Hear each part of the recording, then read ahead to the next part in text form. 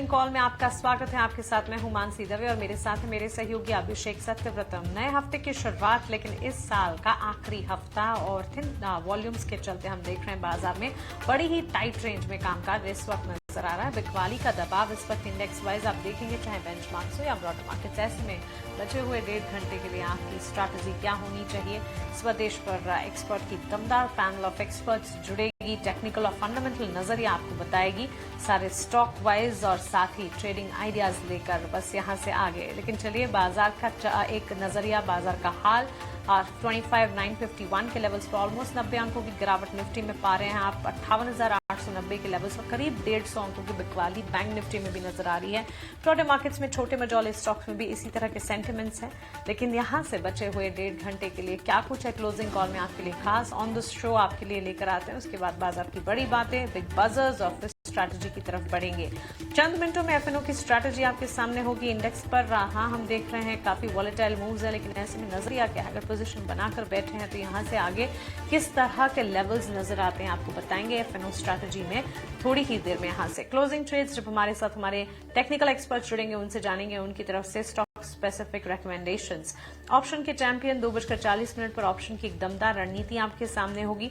वहीं 3 बजे market at 3 दिन भर में एक्सचेंजेस पर जो खबरें आई हैं उसमें से important set of news flows जो हैं वो खंगाल कर आपके लिए मार्केट एट 3 सेगमेंट में इंपॉर्टेंट सेट ऑफ न्यूज लेकर आएंगे। बीटीएसटी एसटीबीटी ट्रेड्स 3:10 पर हमारे एक्सपर्ट से जानने की कोशिश होगी।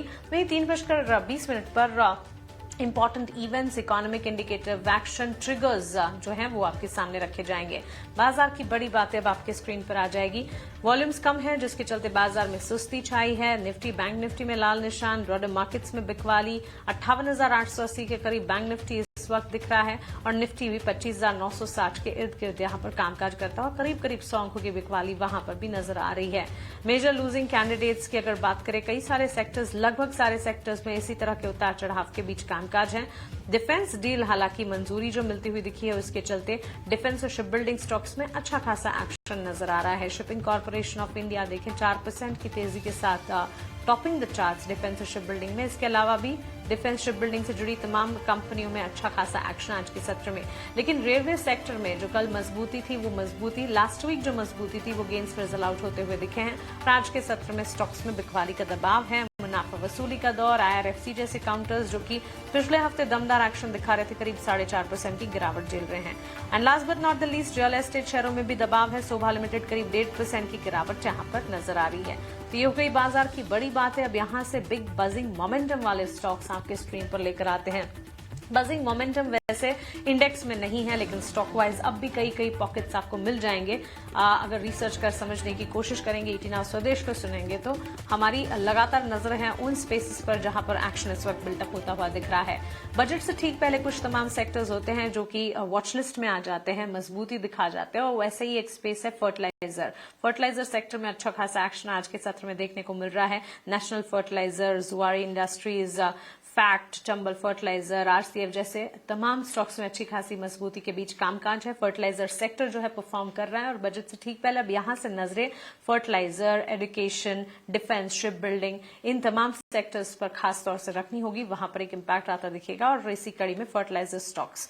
रेलवे शेयरों में मुनाफा वसूली है, जैसे कि हमने आपको बताया पिछला हफ्ता रेलवे किराए में जो बढ़ोतरी की खबर थी उसका पॉजिटिव इम्पैक्ट था, लेकिन वो गेंस इस हफ्ते की शुरुआत में इस वक्त तो फिजल आउट होते हुए दिख रहे हैं। Likes of IRFC, RVNL, Jupiter Wagons, इन तमाम में लाल निशान के साथ बिकवाली का दबाव है। इसके अलावा एक्सचेंज एंसिलरी यानी कि प्लेटफॉर्म स्टॉक्स की अगर बात करें, वहां पर भी गिरावट हाथ लगी है। Angel one, grow, NSDL, CDSL जैसे तमाम स्टॉक्स में आज बिकवाली का दबाव है। मार्केट पार्टिसिपेशन भी कम है और प्लेटफॉर्म स्टॉक्स, एक्सचेंज एंसिलरीज में भी उसका असर इस वक्त नजर आ रहा है। सिगाची इंडस्ट्रीज पर नजर रखें।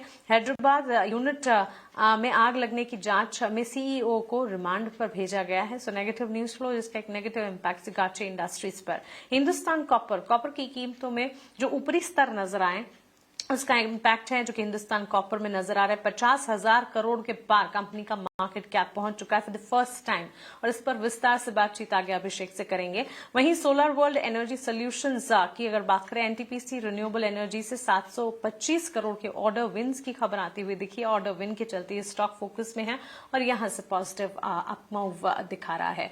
तो ये हो गए बिग बजिंग मोमेंटम, बाजार की बड़ी बातें। बजिंग मोमेंटम वाले स्टॉक्स तो हमने जाने, लेकिन इंडेक्स चैलेंजिंग है। अभिषेक, गुड आफ्टरनून। और इस तरह की एक्सपेक्टेशंस थी भी, थिन वॉल्यूम्स नजर आ रहे हैं जिसके चलते इंडेक्स में शायद पार्टिसिपेशन परफॉर्मेंस कम हो, लेकिन यहां से फिर आगे की रणनीति क्या होगी? मानसी, देखिए क्या है ना कि वॉल्यूम निश्चित तौर पर कम है और पार्टिसिपेशन कम है रिटेल का भी और इंस्टीट्यूशंस का भी, और वो आंकड़ों में हमें दिख रहा है। अगर आप कल के एफआईएस की सेलिंग भी देखेंगे, मतलब कि शुक्रवार की सेलिंग जो 300 करोड़ रुपए के आसपास की थी, डीआईएस की तरफ से जो क्वांटम हो रहा है बाइंग का, वो छोटा हो रहा है।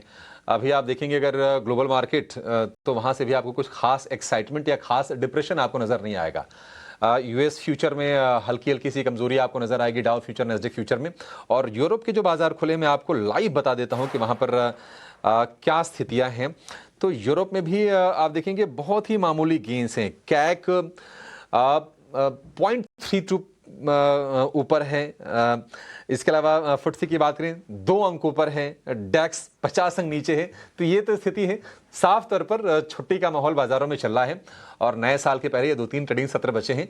अच्छा, भारतीय बाजार में ऊपरी स्तरों से थोड़े से हम गिरते हुए इसलिए देख रहे हैं क्योंकि कल एक्सपायरी है। लेकिन देखते हैं कि क्या होता है मानसी।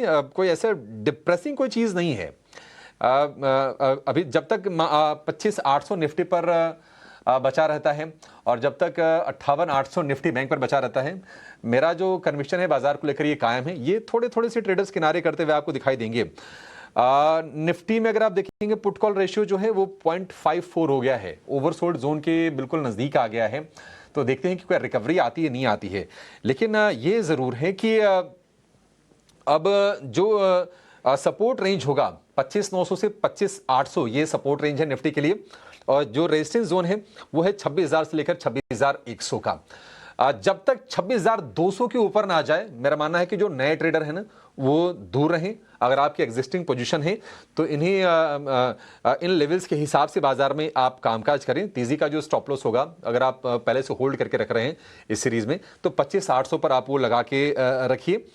और मेरा ये मानना है कि इंडेक्स के बजाय जो स्टॉक्स है ना उस पर फोकस करके चलिए। इंडेक्स में शायद हम पहले भी कह रहे थे, पिछले 2-3 दिन से हमारी यही रहा है कि आपको ज़्यादा अपॉर्चुनिटी शायद मिले ना। हो सकता है कि आप अपना टाइम भी गंवाएं और संभव है कि आप अपने पैसे भी गंवाएं, दोनों चीज़ों का लॉस है। तो वो लॉस क्यों करना, क्योंकि वो कन्विक्शन नहीं आ रही इंडेक्स को देखकर। फ्रैगमेंटेड है, चीज़ें बटी हुई हैं। और हम देख रहे हैं कि जो बड़े स्टॉक्स हैं उनका पार्टिसिपेशन नहीं है, चाहे वह रिलायंस हो गया हो, चाहे एचडीएफसी बैंक हो, आईसीसी बैंक हो, भारतीय एयरटेल हो, इन्फोसिस, टीसीएस, सारे के सारे आपको कमजोर दिखाई देंगे। तो दिक्कत ये है निफ्टी के लिए। रणनीति होगी कि 25,800 के स्टॉप लॉस के साथ आप तेजी की पोजीशन बने रहे। 25,800 अगर ब्रेक होता है तो थोड़ी सी चिंता की बात मुझे लगता है कि निश्चित तौर पर होगी। और 26,000 यहां से क्रॉस करना थोड़ा सा अभी आज के लिए तो डिफिकल्ट लग रहा है। और डिफिकल्ट इसलिए भी लग रहा है, आप देखेंगे ऑप्शंस में 26,000 के स्ट्राइक पे जो कॉल राइटिंग काफी ज्यादा हो रही है। ओपन इंटरेस्ट है 4,64,000 कॉन्ट्रैक्ट्स का। और निफ्टी बैंक के लिए आज आप देखेंगे लो तो 58,800। आपको याद होगा मानसी कि प्रीवियसली भी 58,800 के सपोर्ट से निफ्टी बैंक ने बाउंस बैक किया था। और आज भी इंट्राडे में थोड़ी थोड़ी सी हम रिकवरी देख रहे हैं। लेकिन यह है कि हाँ, कंसोलिडेशन चल रहा है निफ्टी बैंक में। एक रेंज सीमित है, मतलब 300 अंकों की रेंज है, बहुत उसको टाइट रेंज कहेंगे निफ्टी बैंक के लिहाज से। और 12 में से जो 9 शेयर हैं गिरावट पर कारोबार कर रहे हैं। 8 दिसंबर के बाद 59,500 का आंकड़ा ये पार हुआ नहीं है। हमने देखा था 3-4 सत्र पहले कि बिल्कुल 59,478 तक निफ्टी बैंक पहुंच गया था और उसके बाद वापस आ गया है। तो 58,800 ये एक अच्छा सपोर्ट है। अगर ये टूटता है तो फिर 200-300 पॉइंट की ओर गिरावट देखेंगे। हालांकि मेरा व्यू बहुत ज्यादा नेगेटिव नहीं है, पार्टिसिपेशन कम है, तो इसके चलते बाजार में आपको चाल ये दिख रही है। छुट्टियों का थोड़ा सा माहौल चल रहा है तो थोड़ी पोजीशंस अनवाइंड भी होती है कि अच्छा कोई एक हफ्ते के लिए जा रहा है तो फिर पोजीशन छोड़ के नहीं जाना चाहता है। अदरवाइज कोई ऐसा प्रॉब्लम नहीं है।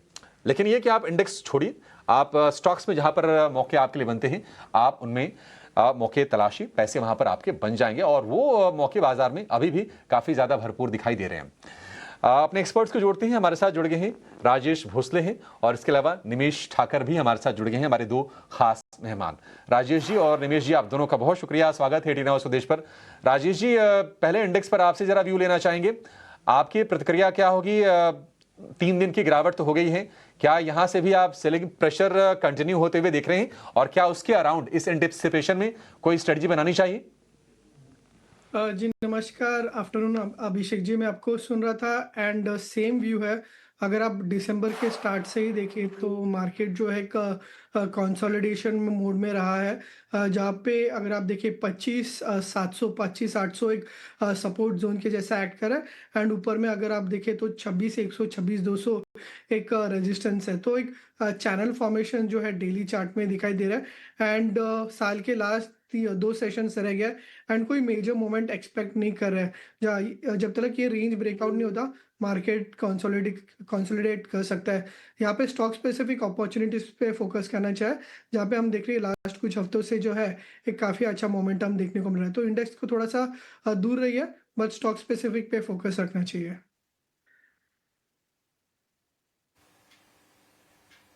एब्सोल्युटली स्टॉक स्पेसिफिक नजरिया ही होना चाहिए। इंडेक्स में हम देख रहे हैं इस वक्त कम पार्टिसिपेशन, और राजेश जी बिल्कुल सही इनफैक्ट कहा आपने कि अब बस चुनिंदा कुछ चंद सेशंस बचे। 29 तारीख, आज 30 और 31 दो trading session, Wednesday last trading session of the year होने वाला है।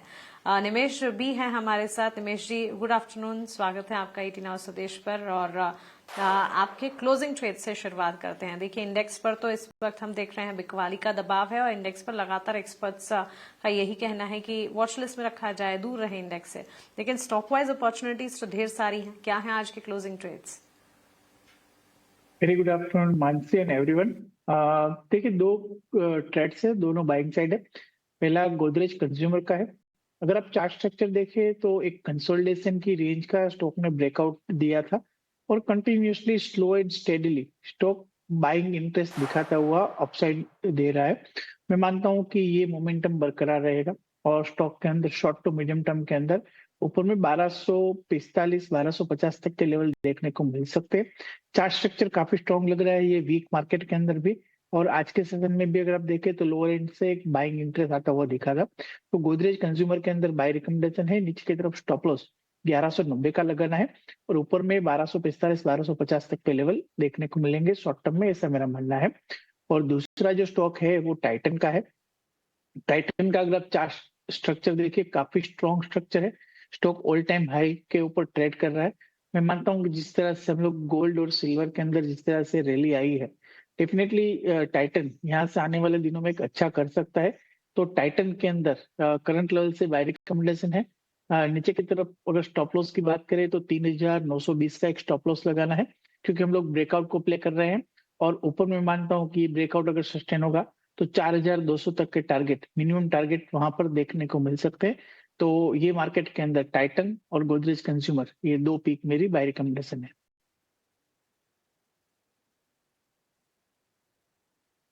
एब्सोल्युटली। तो गोदरेज कंज्यूमर कंजम्पशन पर लगातार फोकस है। नेस्ले के मैनेजमेंट से भी टीनाउ स्वदेश ने एक्सक्लूसिव बातचीत की है, जिसके अंश हम आपको दिखा भी रहे हैं, आगे भी दिखाएंगे। कंजम्पशन का कीमा अच्छा परफॉर्म कर रहा है, इस पर नजर होनी चाहिए। कंज्यूमर बैक्ड स्टोरीज काफी अच्छी है। और इसी कड़ी में टाइटन पर भी नजर रखें। टाइटन भी निमेश जी के फोकस रेडार पर है, उनके क्लोजिंग ट्रेड्स में strategy with target and stop loss आप अपने स्क्रीन पर देख रहे हैं। Rajesh ji, good afternoon to you as well. बताइए आपकी तरफ से क्लोजिंग ट्रेड्स क्या होंगे?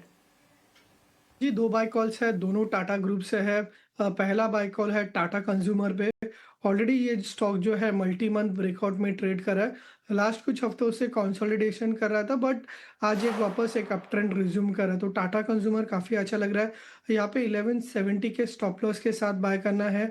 नियर टर्म में हमारे लक्ष्य होंगे अराउंड 1230 के। दूसरा जो काउंटर मुझे काफ़ी अच्छा लग रहा है वो है मेटल पैक से।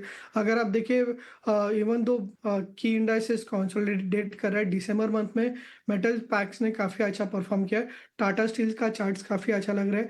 आज के सत्र में हमें एक फ्लैग पैटर्न ब्रेकआउट जो है टाटा स्टील में देखने को मिल रहा है। तो 168 के स्टॉप लॉस से टाटा स्टील बाय कर सकते हैं। यहाँ से 181 के नियर टर्म लक्ष्य होंगे।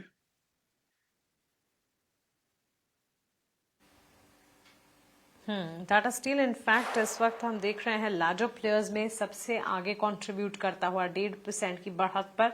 मेटल पैक में इन पर्टिकुलर 171 के लेवल्स 1.5 से 2% की बढ़त एज वी स्पीक। और मार्केट के हीट मैप को अगर आप देखें, टाटा स्टील के अलावा Asian paints, Tata consumer, Grasim, eternal जैसे स्टॉक्स हैं जो कि सबसे ज्यादा कंट्रीब्यूट इस वक्त कर रहे हैं। निमेश, एक टेक आपका फूड डिलीवरी स्पेस पर जानना चाहूंगी। इटर्नल, स्विगी लास्ट वीक कमजोरी थी, इस हफ्ते मजबूती है और सवाल लास्ट वीक सरप्राइजिंग यही लग रहा था कि ये लास्ट फ्यू सेशंस जब हम बात कर रहे हैं ऑफ द ईयर, ये वेकेशन टाइम है और ऐसे में फूड डिलीवरी स्पेस की डिमांड तो ज्यादा बढ़ती है, लेकिन स्टॉक परफॉर्म नहीं कर पा रहे थे। अब यहां से बढ़त है दोनों ही स्टॉक में, इटर्नल और स्विगी में। फूड डिलीवरी काउंटर्स पर आपका नजरिया क्या होगा? देखिए, दोनों का चार्ट स्ट्रक्चर अगर आप देखें तो एक वीक स्ट्रक्चर है, दोनों प्रॉफिट बुकिंग के मोड के अंदर है और अभी तक कोई भी चार्ट के ऊपर ट्रेंड रिवर्सल पैटर्न देखने को नहीं मिल रही है। मेरा मानना है कि अभी भी स्ट्रक्चर वीक है तो ये अवॉइड करके ही चलना चाहिए। अगर इटर्नल की बात करें तो जिस तरह से सेटअप है, डेफिनेटली आज थोड़ा बाइंग इंटरेस्ट आते हुए देखा था, बट अगर चार्ट स्ट्रक्चर के ऊपर कोई ट्रेंड रिवर्सल नहीं मिला है, जब तक ये काउंटर ऊपर में 290 300 के ऊपर नहीं निकलता है तब तक कोई बड़ी मूव आएगी ऐसे चांसेस मुझे नहीं लग रहे। तो अभी तो फिलहाल सेटअप वीक है तो एग्जिट की राय है। मैं मानता हूं कि नीचे की तरफ जो स्ट्रॉन्ग सपोर्ट एरिया बन रहा है वो 260 के आसपास का बन रहा है। इटर्नल के अंदर 260 तक के लेवल देखने को मिल सकते हैं। तो फिलहाल मेरी राय जो है वो नेगेटिव ही है। मैं इटर्नल के अंदर एग्जिट की राय देता हूँ, 260 तक के लेवल देखने को मिल सकते हैं। ठीक है, इटर्नल को एग्जिट करने की सलाह। निवेश जी, क्या शॉर्ट कर ले फिर? अगर आपको लगता है कि 260 आ जाएगा तो क्या शॉर्ट करें यहां से? यस, कर सकते हैं डेफिनेटली। 290 का एक स्टॉप लॉस लगा के शॉर्ट कर सकते हैं। 260 तक के लेवल देखने को मिल सकते हैं। ठीक है, 290 रुपए के स्टॉप लॉस के साथ आप इटर्नल को शॉर्ट कर सकते हैं और 260 रुपए का टारगेट होगा। इस पर आप जरा टारगेट स्टॉप लॉस लिख के दे दीजिए तो थोड़ी सहूलियत हो जाएगी हमारे दर्शकों के लिए। एक और शेयर जो बाजार के लिए बार बार हम देखते हैं कि स्पीड ब्रेकर का काम करता है वो है आईसीसी बैंक का। बैंक में कोई प्रॉब्लम नहीं है, लेकिन ये इसका ना चलना ना, ये थोड़ी दिक्कत की चीज जरूर है। लगातार 4 सत्र की बिकवाली हो गई है और भाव फिर से आ गए हैं 1350 रुपए के नीचे। बार बार रिजेक्शन हम देखते हैं इसमें कि जब भी 1350 से 1400 रुपए के रेंज में जाता है एक रिजेक्शन फेस करता है आईसीसी बैंक। राय आपकी क्या होगी राजेश जी? क्या प्रॉब्लम है? आईसीसी बैंक चलेगा कब, ये बड़ा सवाल है। वैसे देखा जाए तो एचडीएफसी बैंक भी एक रेंज में फंसा हुआ है, लेकिन आईसीसी बैंक ने ज्यादा परेशान किया है। जी देखिए, डेफिनेटली अगर आप रीसेंट मार्केट की रैली देखें तो बैंकिंग स्पेस ने मेजर ड्राइव किया है, बट इसमें आईसीआईसीआई बैंक ने टोटली पार्टिसिपेट नहीं किया है। कंटिन्यूसली 200 डीएमए के नीचे सस्टेन कर रहे हैं। तो जब तक ये वापस 200 डीएमए के ऊपर क्रॉस नहीं करता, जो अभी फिलहाल 1400 का लेवल है और जो इसका प्रीवियस स्विंग हाई भी है, तो जब तक 1400 क्रॉस नहीं करता आईसीआईसीआई बैंक जो है एक कंसोलिडेशन मोड में ही रह सकता है। नीचे में अगर आप देखें तो अभी फिलहाल के लिए अवॉइड करना चाहिए, बट नीचे में अगर 1300 के आसपास आता है तो वहाँ पे डेली चार्ट में एक बुलिश गैप भी दिखाई दे रहा है एंड नवंबर के स्विंग लोज में भी दिखाई दे रहा है। तो अभी के लिए अवॉइड करना चाहिए। 1300 के आसपास यहाँ पे बॉटम बाइंग कर सकते हैं या फिर मोमेंटम के लिए 1400 के ऊपर क्रॉस करना चाहिए।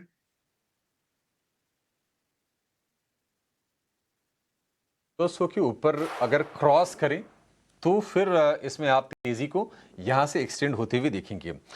कुछ और शेयर जो आज कमजोरी के बाजार में भी चमक रहे हैं ना, आप देखिए कि ग्रेफाइट वाले जो शेयर हैं, एचईजी और ग्रेफाइट, ये दोनों के दोनों शेयर आज मजबूत हैं। 3.5% ऊपर ग्रेफाइट इंडिया है और एचईजी की बात करें तो करीब करीब 6% के आसपास का उछाल है।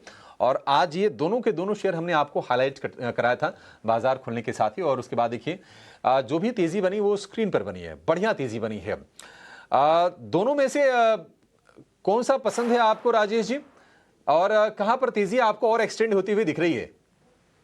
जी, दोनों स्टॉक्स जनरली एक साथ ही मूव करते हैं, तो दोनों स्टॉक्स काफ़ी पॉजिटिव लग रहा है। इनफैक्ट अगर आप इनका मंथली चार्ट्स देखें तो काफ़ी एक स्ट्रॉन्ग ब्रेकआउट दिखाई दे रहा है। ग्रेफाइट का अगर आप चार्ट देखें तो कई महीनों के बाद एक सिमेट्रिकल पैटर्न का ब्रेकआउट दिखाई दे रहा है।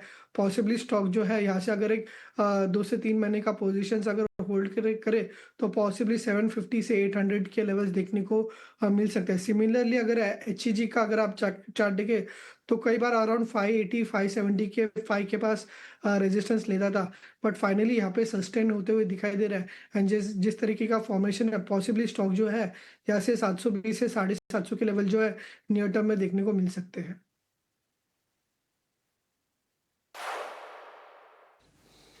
ओके, तो चलिए एचईजी ग्राफाइट पर ये राय हमें मिलती हुई 10% की तेजी ग्राफाइट इंडिया में 603 के लेवल्स पर ग्राफाइट इंडिया और एचईजी लिमिटेड। लेकिन एक और स्टॉक है जहां पर आज अच्छी मजबूती है, फोर्स मोटर्स। फोर्स मोटर्स के चार्ट्स को पुल अप करना चाहेंगे रमेश जी। एक टेक आपसे जानना चाहूंगी, अराउंड 17,000 ये एक एंट्री अपॉर्चुनिटी देता है और उसके बाद ऊपरी स्तरों से वापस से हम देखते हैं कि मुनाफा वसूली का दौर भी यहाँ पर आता है। अब आज के सत्र में ये देखिए 19,300 के लेवल्स इस स्टॉक में एट डे हाई हमने देखे हैं और इस वक्त भी 19,000 के इर्द गिर्द 3.25% की बढ़त पर कामकाज है ही। यहाँ पर क्या राय होगी फोर्स मोटर्स पर?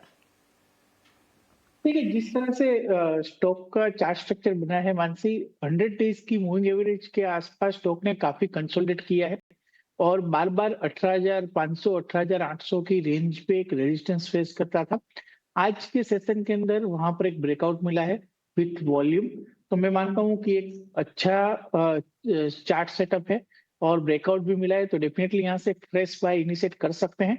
ऊपर में मानता हूं अगर ये सस्टेन होता है तो ऊपर में फिर से स्टॉक 21,500 तक के लेवल दिखाई देगा, तो डेफिनेटली व्यू बुलिश है। करंट लेवल से चार्ट स्ट्रक्चर अच्छा लग रहा है, कंसोलिडेशन के बाद फिर से मोमेंटम स्टार्ट हुआ है, तो प्ले कर सकते हैं। नीचे की तरफ स्टॉप लॉस 18,500 का रखना है और ऊपर में मानता हूं कि स्टॉक के अंदर यहाँ से अगर सस्टेन होता है तो फिर से 21,000 तक के लेवल देखने को मिल सकता है।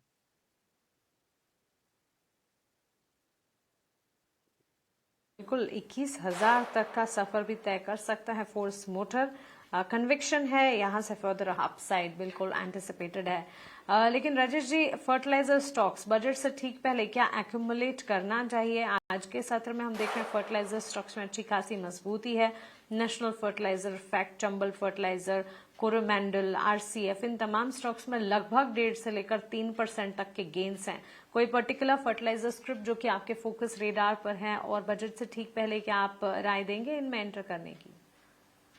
जी, दो काउंटर जो काफ़ी अच्छा लग रहा है फर्टिलाइजर स्पेस से, वो है फर्स्ट है कोरोमंडल। अगर आप देखें तो अराउंड 2420 2430 के आसपास का एक हर्डल है, कंडीशनल बाय होगा। जैसे ही 2430 के ऊपर प्राइस सस्टेन करते हैं, यहाँ से एक strong up and under pattern breakout हम देख सकते हैं और पॉसिबली उसके बाद स्टॉक जो है 2650 से 2700 लेवल्स रिटेस्ट कर सकते हैं। तो यहाँ पे कंडीशनल बाय होगा, 2430 के ऊपर बाय कीजिए, नीचे में 2350 का स्टॉप रखिए, ऊपर में जो है 2600 के टारगेट्स देखने को मिल सकते हैं। सिमिलरली अगर आप एनएफएल का भी चार्ट अगर आप देखें तो लोअर लेवल्स पे बेस बन रहा है अराउंड 85 के आसपास। आज के सत्र में भी काफ़ी अच्छा मोमेंटम है, बट कहीं ना कहीं 200 डीएमए पे स्ट्रगल कर रहा है। आने वाले दिनों में ये अगर 92 को क्रॉस करता है एंड अगर सस्टेन करता है तो पॉसिबली स्टॉक जो है 3 डिजिट्स में जा सकता है, 100 के लेवल्स देखने को मिल सकता है। तो अबाउ 92 बाय कीजिए with stop loss of 88, targets होंगे अराउंड 100 के। ये राय आपके लिए होगी। कुछ और शेयरों पर जरा व्यू लेते हैं।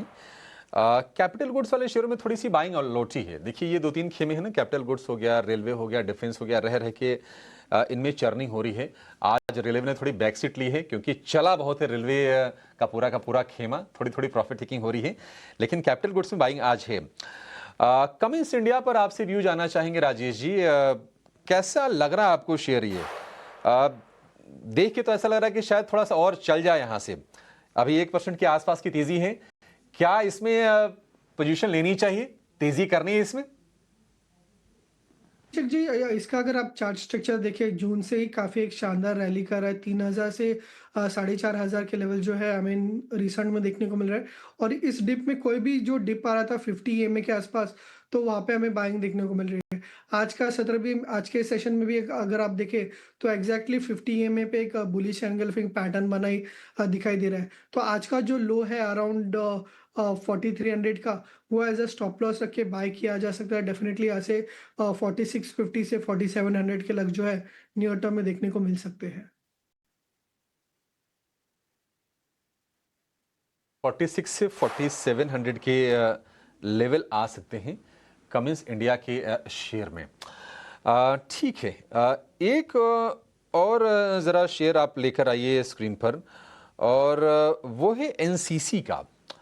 एनसीसी हालांकि डे लो से थोड़ा सा नीचे आया है, लेकिन इसमें लग रहा है कि मतलब जो गिरावट थी ना वो थम गई है, उसके संकेत तो मिल रहे हैं एनसीसी में। 150 रुपये के आसपास जो सेल ऑफ इसमें हो रहा था उस पर आके ब्रेक लग गया।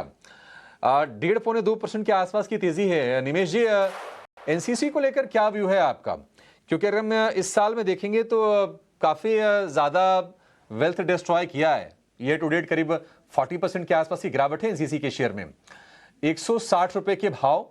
क्या आपको लगता है कि एनसीसी में किसी को थोड़ा अगर समय देना हो, 4 महीना 6 महीना, तो ये पैसे बना के दे देगा? ठीक है, अभी देखिए अभी भी चार्ट स्ट्रक्चर वीक ही है और एक ओवरसोल्ड टेरिटरी में है, इसलिए एक टेक्निकल बाउंस हम लोग एक्सपेक्ट कर रहे हैं। आज वॉल्यूम भी ठीक ठाक है। ऊपर के अंदर अगर बात करें तो 21 EMA का एक रेजिस्टेंस जो आ रहा है वो 165 के अराउंड आ रहा है। तो मैं मानता हूँ अभी भी थोड़ा वेट एंड वॉच करना चाहिए। अगर 165 के ऊपर कंटिन्यूस बन देता है 2-3 दिन, तो हम लोग ट्रेड करने का या कोई टेक्निकल बाउंस को प्ले करने का प्लान कर सकते हैं। बट फिलहाल अभी कोई ऐसा मेजर ट्रेंड रिवर्सल मिला नहीं है डेली और वीकली चार्ट्स के ऊपर। तो मैं मानता हूँ कभी ये काउंटर से थोड़ा दूरी रहे तो बेटर रहेगा। एक ओवरसोल्ड टेरिटरी में है, इसलिए एक माइनर बाउंस एक्सपेक्टेड है। अदरवाइज अभी कोई ट्रेंड रिवर्सल, बड़ा ट्रेंड रिवर्सल दिख नहीं रहा है।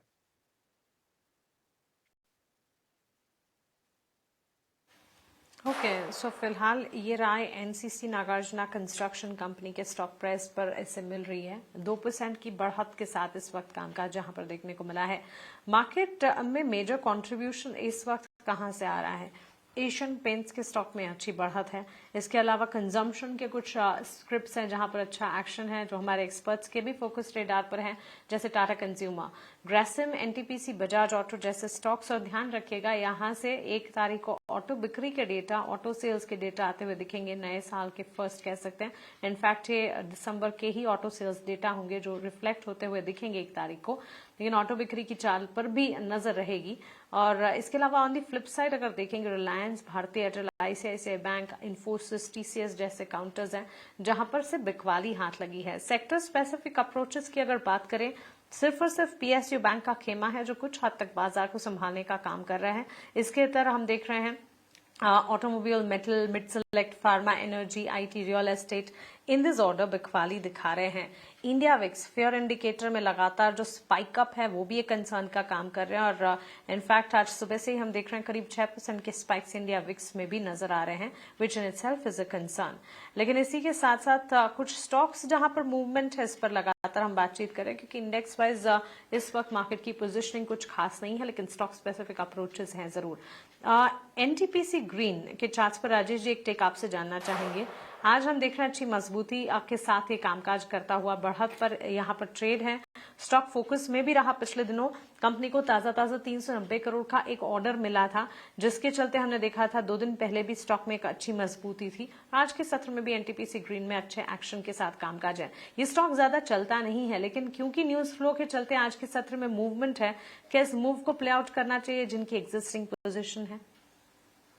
जी देखिए, फ्रेश एंट्री तो रेकमेंड नहीं करूंगा, क्योंकि अगर आप लास्ट 6 मंथ्स का चार्ट स्ट्रक्चर देखें तो कंसोलिडेशन में रहा है, बट डेफिनेटली लोअर एंड से रिबाउंड कर रहा है। कहीं ना कहीं एक पॉजिटिव डाइवर्जेंस भी रिसेंटली हमें देखने को मिल रहा है, एंड कई समय के बाद प्राइजेज जो है 20 EMA को ब्रीच कर रहे हैं। तो फ्रेश लॉन्ग्स नहीं सजेस्ट करूंगा, बट जिनके लॉन्ग्स है डेफिनेटली होल्ड रखिए। यहाँ से फर्दर एक्सटेंडेड बाउंस एक्सपेक्ट करें। प्राइजेज जो है यहाँ से 200 DMA को रिटेस्ट कर सकते हैं, 105 से 106 के levels. And on the lower side अगर आप देखें तो ओपन लो मारुबुजो का फॉर्मेशन रिसेंटली देखने को मिला था, तो अराउंड 90 के आसपास का सपोर्ट है। एंड यहाँ से 104 से 105 के लेवल जो है हमें देखने को मिल सकते हैं।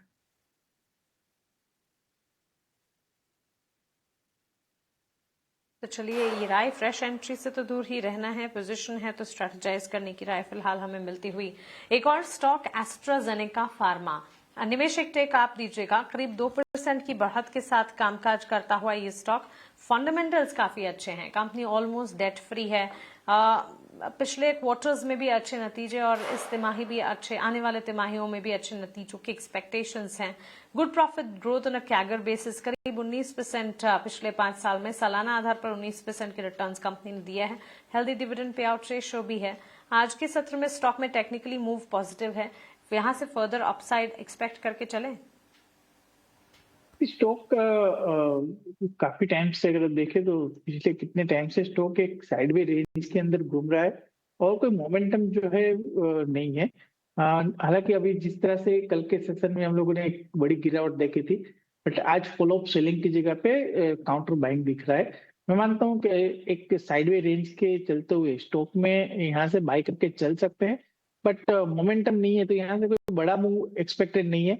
जब तक ये स्टॉक ऊपर के अंदर 9400 के ऊपर बंद नहीं आता है, तब तक एक रेंज में रहने के चांसेस ज्यादा दिख रहे हैं। तो अगर आपको यहाँ से बाय करना है तो कर सकते हैं। 9350 के लेवल के आसपास का एक टारगेट रख के, एक छोटा टारगेट रख के और एक रेंज को आप प्ले कर सकते हैं। बट जब तक ये स्टॉक 9400 के ऊपर बंद नहीं आता है, तब तक कोई बड़ा मोमेंटम आएगा ऐसे चांसेस मुझे नहीं दिख रहे। एक साइड वे रेंज में चल रहा है।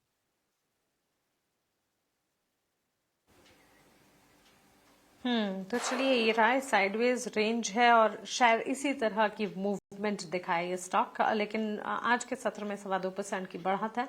फंडामेंटली काफी पॉजिटिव है। टेक्निकली स्ट्रेटेजाइज कर इसमें पोजीशन रहने की राय फिलहाल मिलती हुई 9071 के लेवल्स पर कामकाज करता हुआ। ऑन दैट नोट एक छोटे से ब्रेक के लिए हम रुक रहे हैं। ब्रेक के उस पर मार्केट पर चर्चा जारी रहेगी, आप बने रहें।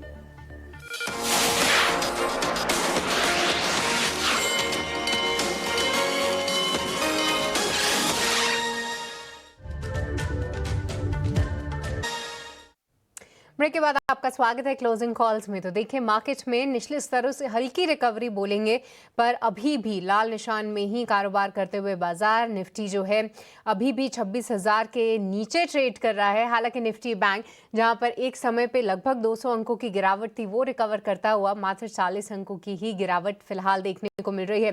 बट बड़े मूव्स दोनों ही साइड देखने को मिल रहे हैं, क्योंकि देखिए आप इंडिया विक्स में भी लगभग 6% का उछाल है, तो उस चीज को भी फैक्टर इन करके कहीं ना कहीं चलना जरूर पड़ेगा। बट आज मेटल पैक, जी हाँ, वो सुबह से ही जो है निफ्टी का चमकता सितारा बन चुका है। ना ही सिर्फ तमाम मेटल काउंटर्स फोकस में है, बल्कि अभी भी कई सारे स्टॉक्स जो हैं अपने आप को होल्ड करने में कायम है। ये अच्छी बात है। हालांकि हमने इंटरनेशनल मार्केट में कॉपर हो चाहे सिल्वर हो, उनको यू टर्न होते हुए ज़रूर देखा है। भारतीय बाजारों में भी हिंदुस्तान कॉपर, हिंदुस्तान जिंक जैसे स्टॉक ऊपरी स्तरों से लुढ़के ज़रूर हैं। बट इसके अलावा टाटा स्टील अभी भी अपनी लीडरशिप पोजीशन बरकरार रखते हुए लगभग 2% की यहाँ पे तेज़ी है। एशियन पेंट्स में लगभग 1% से ज़्यादा की तेज़ी आप देख सकते हैं। तो चलिए, हमारे तमाम एक्सपर्ट्स हमारे साथ मौजूद हैं और उनसे हम समझने की कोशिश कर रहे हैं वो ट्रेडिंग आइडियाज़, वो बेट्स जो कि आप इस बाजार में ले सकते हैं। निमेश ठाकर हमारे साथ मौजूद थे ही और अब हमारे साथ जुड़ चुके हैं स्वाति होतकर भी। स्वाति, आपका बहुत बहुत स्वागत है इटीना स्वदेश पे। स्वाति, सबसे पहले तो आपसे एक बार राय जानना चाहेंगे एशियन पेंट्स पे, क्योंकि देखिए फिर से ये स्टॉक, सुबह इतना एक्शन नहीं था, एकाएक करके इसमें एक स्पाइक आया है। लगभग 1% की तेजी जो है ये काउंटर होल्ड कर रहा है। हाल फिलहाल थोड़े इंटरेस्टिंग मूव जरूर दिखा रहा है। स्वाति, कोई राय यहाँ पे? क्या लगता है एशियन पेंट्स इन स्तरों पे खरीदना चाहिए? इस लंबी नजरिया का अवधि रखते हो तो डेफिनेटली व्यू पॉजिटिव है। हमने देखा है कि सेल ऑफ जो देखा था 2980 से ऑलमोस्ट 2735, उसने रीटेस्ट किए हैं 50 डेज मूविंग एवरेज जो ऑलमोस्ट 2740 के रेंज था। आज इंट्राडे हम लोग ने एक 35 का लो देखा है 2735, वहां से एक रिवर्सल रैली हमें नजर आ रही है, which is a very positive indication. मुझे लगता है 50 डीएमए का काफी अच्छा सपोर्ट उसने रेस्पेक्ट किया है। ऊपर में इसमें क्षमता है एटलीस्ट 2860 टू 2920 के लेवल्स तक जाने की, तो जिनके पास भी लॉन्ग पोजीशन से बरकरार रखना चाहिए, क्योंकि जिस हिसाब से मोमेंटम ये कैचअप कर रहे हैं फ्रॉम लास्ट 2 मंथ से, हम लोग कंटिन्यूस निकले high tops high bottom formations में, अभी भी कोई major sign of reversal downside मुझे नजर नहीं आ रहा है। तो पॉजिटिव व्यू है। 2920 के अपसाइड्स में मैं टारगेट दे रही हूँ, तो जिनके पास भी लॉन्ग पोजीशन से होल्ड ऑन कर सकते हैं as long as it sustains above 50 DMA. तो स्टॉप लॉस रखिएगा अगर नीचे की पोजीशन से 2730 के स्टॉप लॉस से अपने लॉन्ग पोजीशंस बरकरार रख सकते हैं। चलिए यहाँ पर अपनी लॉन्ग पोजीशंस आप बरकरार रख सकते हैं। एशियन पेंट्स ऊपर के स्तर स्वाति ने बताया और साथ ही स्टॉप लॉस जो भी आपको बताया है उस पर ध्यान ज़रूर रखिएगा। पर आइए अब स्वागत करते हैं राजेश अग्रवाल जी का भी, वो भी हमारे साथ मौजूद है। और राजेश जी देखिए, कमोडिटी बास्केट जो है ज़बरदस्त मूव दिखा रहा है और हम आज ही नहीं बल्कि कई समय से जो है उन मूव्स की, खासतौर से प्रेशियस मेटल्स, कुछ अब एक बेस मेटल्स उनमें भी डिस्कस कर ही रहे हैं। बट कमोडिटी बास्केट में राजेश जी क्रूड ऑयल भी आता है। हाल फिलहाल अगर हम देखें तो कच्चा तेल अपने आप को होल्ड करने में सक्षम है $60 के ऊपर अगर ब्रेंट की बात करें। क्या लगता है आपको अब इस तरह की जो हमने तेज़ी देखी है, चाहे वो प्रेशियस मेटल्स में हो या फिर बेस मेटल्स में, क्या इसके बाद अब क्रूड की बारी आ सकती है? कैसे आप देख रहे हैं इन सब मूवमेंट्स को? Good afternoon Srishti ji. Good afternoon. और भी कुछ पानी में मित्रगण है, सबको नमस्कार। जहां तक क्रूड की बात है, आपने सही कहा कि 60 के आसपास स्टेबल होता हुआ नजर आ रहा है। कई कारण कह सकते हैं जियोपॉलिटिकल टेंशन वगैरह को लेकर के, लेकिन मुझे नहीं लगता है कि उतनी बड़ी तेजी क्रूड में आएगी, क्योंकि जिस तरीके से प्रेशियस मेटल में आई है, क्योंकि इस वक्त तक आप देखो तो डिमांड सब तरफ से बैठी हुई है। दूसरे रशियन ऑयल, वेनेजुएला ऑयल, इन सब की जो इनफ्लोज हैं, उसके वजह से भी प्राइस पर प्रेशर पड़ा हुआ है। तो उतनी बड़ी रैली की एक्सपेक्टेशन नहीं कर रहा हूँ, लेकिन फिर भी हो सकता है कि मार्केट कंडीशंस की वजह से, या ऐसे कह लीजिए कि एक बाउंस बैक आ सकता है कि अगर आप देखो तो करीब कई महीनों से $70 के नीचे चल रहा है, 60-65 ऐसे चल रहा है। तो वहां से एक बाउंस बैक आ सकता है जो 70-72 तक जा सकता है। अ, अब वो अभी आएगा, कुछ दिनों बाद आएगा, कहना मुश्किल है, but that would be a pure technical bounce back. Fundamentally अभी इस बात पे कहीं कोई इशारे नहीं है कि कुछ बढ़त क्रूड में हो, अनलेस एंटिल कोई ट्रेड डील या कोई अनाउंसमेंट आते हैं ट्रम्प साहब की तरफ से, तब तक मुझे नहीं लगता है कि क्रूड में कोई बहुत ज्यादा बढ़त होगी। जहाँ तक मेटल्स की बात है, मुझे अभी भी लगता है कि कॉपर वगैरह में जिस तरीके की तेजी बनी हुई है इंटरनेशनली, वो बनी रह सकती है, क्योंकि एक तो डिमांड बढ़ती जा रही है, सप्लाई कम होती जा रही है, तो इस वजह से वहाँ डिमांड के कारण से बढ़त बनी रह सकती है। राजेश जी बहुत शुक्रिया आपका समय देने के लिए सर, नमस्कार। हिंद कॉपर की बात करें राजेश जी अगर हम पर्टिकुलरली, तो आज के हाई से काफी ज्यादा नीचे आ गया है और गेंस तो बहुत सीमित रह गए। हिंदुस्तान जिंक तो देखिए 3-3.5% नीचे आके ट्रेड कर रहा है। तो प्रॉफिट टेकिंग के मूड में थोड़े इन्वेस्टर दिखाई तो दे रहे हैं। क्या ये वाइज डिसीजन होगा कि चूंकि इतनी तूफानी रैली हो चुकी है तो एक लेग की प्रॉफिट टेकिंग हम कर लें और फिर अपॉर्चुनिटी अगर बनती है तो फिर से एंटर कर लें? क्या राय होगी आपकी सर इसमें? देखिए अभिषेक जी, पहले तो नमस्कार आपको। और आपने सही कहा कि बहुत तूफानी रैली आई। अगर आज की डेट में अगर देखो तो कई वर्षों के हाई पे हिंदुस्तान कॉपर का प्राइस चल रहा है। तो इसमें कोई दो राय नहीं है कि जिसके बहुत नीचे की खरीद हुई है या शॉर्ट टर्म वाले हैं, वो प्रॉफिट बुकिंग करेंगे, और प्रॉफिट बुकिंग आनी लाजमी है, क्योंकि वन वे रैली होती नहीं है और ऑब्वियसली ऊपर के लेवल से थोड़ा करेक्शन आएगा। लेकिन चीज ये है कि जैसे मैंने कहा कि डिमांड बढ़ती जा रही है, सप्लाई शॉर्टेज है, उस वजह से अगर कोई लंबी अवधि के निवेशक हैं, तो अगर मौजूदा स्तर से और 8-10% का करेक्शन आता है, तो मैं समझता हूँ एक खरीदने की अच्छी अपॉर्चुनिटी होगी। क्योंकि अगर आप देखो तो भारत की एकमात्र ऐसी कंपनी है जो फुल्ली इंटीग्रेटेड है, हिंदुस्तान कॉपर। 66% गवर्नमेंट की होल्डिंग है, कैपेसिटी एक्सपेंशन कर रही है, 3.75 एमटीपी आज की डेट में है, और जो कि 12.2 FY30 तक करने की बात कर रही है। ग्लोबल प्राइसेस ग्लोबली बढ़ते जा रहे हैं, डिमांड आउटलुक बहुत स्ट्रांग है, खास करके इलेक्ट्रिक व्हीकल या सोलर वगैरह को लेकर के। तो मुझे लगता है कि ठीक है, अभी करेक्शन आ रहा है, उसमें आना था क्योंकि इतनी बढ़त हुई थी, बट फंडामेंटल्स अभी भी बहुत स्ट्रांग है और आने वाले दिनों में बढ़त हो सकती है। तो करेक्शन का एक लाभ उठाना चाहिए एक्यूमुलेट करने के लिए। ठीक है, करेक्शन का लाभ उठाना चाहिए एक्यूमुलेट करने के लिए। और अगर आप चांदी को भी देखेंगे ना, तो चांदी में जो गिरावट आई है आज इंट्राडे में मार्च फ्यूचर में, वो बहुत ज़्यादा स्टीप है और उसके चलते हिंदुस्तान जिंक पर हम इम्पैक्ट आता हुआ देख रहे हैं। 3.5% गिरकर डे लो पर हिंदुस्तान जिंक का शेयर आपको कारोबार करता हुआ दिखाई देगा। महीने भर में लगभग 28-30% के आसपास के रैली आए थे हिंदुस्तान जिंक में।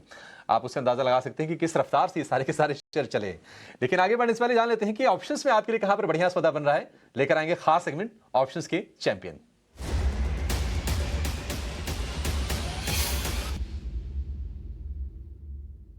की ओशो कृष्ण हमारे साथ हैं। ओशो जी, बहुत शुक्रिया आपका। मार्केट थोड़ा सा लैकलस्टर है, बताइए अब स्टॉक स्पेसिफिक की बेहतर अपॉर्चुनिटी निकल के आ रही है, कहां पर आपकी नजर गई है और क्या ट्रेड बन रहा है? Very good afternoon. यस, आपने बिल्कुल सही कहा, मार्केट में थोड़ा चैलेंजिंग सिनारियो बन रहा है। तो अभी अगर स्टॉक ऑप्शन में अगर हम देखें तो वोल्टास मुझे पसंद आ रहा है, बिकॉज वोल्टास में काफी स्ट्रॉन्ग बेस फॉर्मेशन बनते हुए दिखाई दे रहा है। टेक्निकली अपने शॉर्ट टर्म मूविंग एवरेज के ऊपर कंसिस्टेंटली होवर कर रहा है काउंटर। एंड अगर हम डेरिवेटिव डेटा की भी बात करें सो नेक्स्ट कॉन्ट्रैक्ट में एक अच्छा लॉन्ग बिल्डअप देखने को मिल रहा है। सो मुझे लगता है कि वोल्टास में एक अच्छा बाइंग ट्रैक्शन देख सकते हैं। सो 1400 के स्ट्राइक्स को, जनवरी सीरीज के 1400 के स्ट्राइक्स को खरीदने की राय है। 24-25 के आसपास होवर कर रहा है, सो करंट लेवल्स पे बाई करें। 15 का स्टॉप लॉस मेंटेन करना है एंड 50 रुपीज तक के टारगेट एक्सपेक्टेड रहेंगे। जो मैक्सिमम रिस्क है वो नियर अबाउट 3700 का है और मैक्सिमम प्रॉफिट टारगेट अचीव होने पर 9300 तक के देखने को मिल सकते हैं। ठीक है, वोल्टास हम देख रहे हैं कि 1386 रुपए का भाव है कैश में और 0.25% से थोड़ी सी ज्यादा के गेंस हैं। लेकिन अगर आप पिछले हफ्ते भर की चाल देखेंगे तो आपको जिगजैग लाइन दिखेगी वोल्टास में। अपने गेंस को प्रोटेक्ट करने की कोशिश कर रहा है। 1400 वाली कॉल खरीदी है 25 के भाव पर और लक्ष्य होगा 50 रुपए का। स्टॉप लॉस 15 रुपए का लगा के चलिए। अधिकतम मुनाफा 9375 का और अधिकतम जो नुकसान होगा अगर एक लॉट में अगर आप नुकसान होता है तो 3750 रुपए का होगा। तो रिस्क रिवॉर्ड रेशियो तो बढ़िया है इस वोल्टास की कॉल में। और हम देख भी रहे हैं कि मतलब दिसंबर के महीने में कूलिंग वाली जो कंपनीज है वहां पर गर्मी बढ़ते हुए नजर आ रही है। तो वोल्टास के लिए ये स्ट्रैटेजी। ओशो जी, बहुत शुक्रिया आपका समय देने के लिए और बेहतरीन स्ट्रैटेजी हमारे दर्शकों को बताने के लिए। लेकिन एक बड़ी इंटरेस्टिंग कंपनी है नेस्ले, दिग्गज कंपनी है। मैगी नूडल्स बनाती है, नेस्कैफे कॉफी बनाती है, किटकैट चॉकलेट बनाती है और इसमें मैनेजमेंट चेंज हुआ है। तो हमने सोचा कि मैनेजमेंट जब चेंज हो रहा है टॉप मैनेजमेंट से बातचीत करते हैं। तो नेस्ले इंडिया के सीएमडी मनीष तिवारी से खास बातचीत की हमारे सीनियर एग्जीक्यूटिव एडिटर सजीत मंघाट ने। आइए सुनाते हैं आपको छोटा सा अंश, उसके बाद लेंगे नेस्ले पर व्यू। नमस्कार, आप देख रहे हैं ET नाउ स्वदेश और मेरे साथ आज जुड़े हैं Manish Tiwari, chairman and managing director of Nestle India. Manish ji, धन्यवाद ET नाउ स्वदेश से बात करने के लिए। मैगी होम ब्रांड है और ये जो है आप हर किराने स्टोर से, हर रेस्टोरेंट और हर ढाबे में आपको मिलता है। तो पहला सवाल आपसे कि प्रोडक्ट एक्सपेंशन और डाइवर्सिफिकेशन आप कैसे कर रहे हैं इसके लिए? नहीं, आपने ठीक कहा कि मैगी सब जगह, जहाँ पे पहाड़ से लेके बीच से लेके दुकान में सब जगह मैगी मिलते हैं। एंड एक चीज़ बड़ा इम्पोर्टेंट है कि आज के दिन भी अगर आप मैगी को लेंगे, जबकि बहुत लोग कंज्यूम करते हैं, महीने में पूरे देश में हमारा पेनिट्रेशन 20% ही है।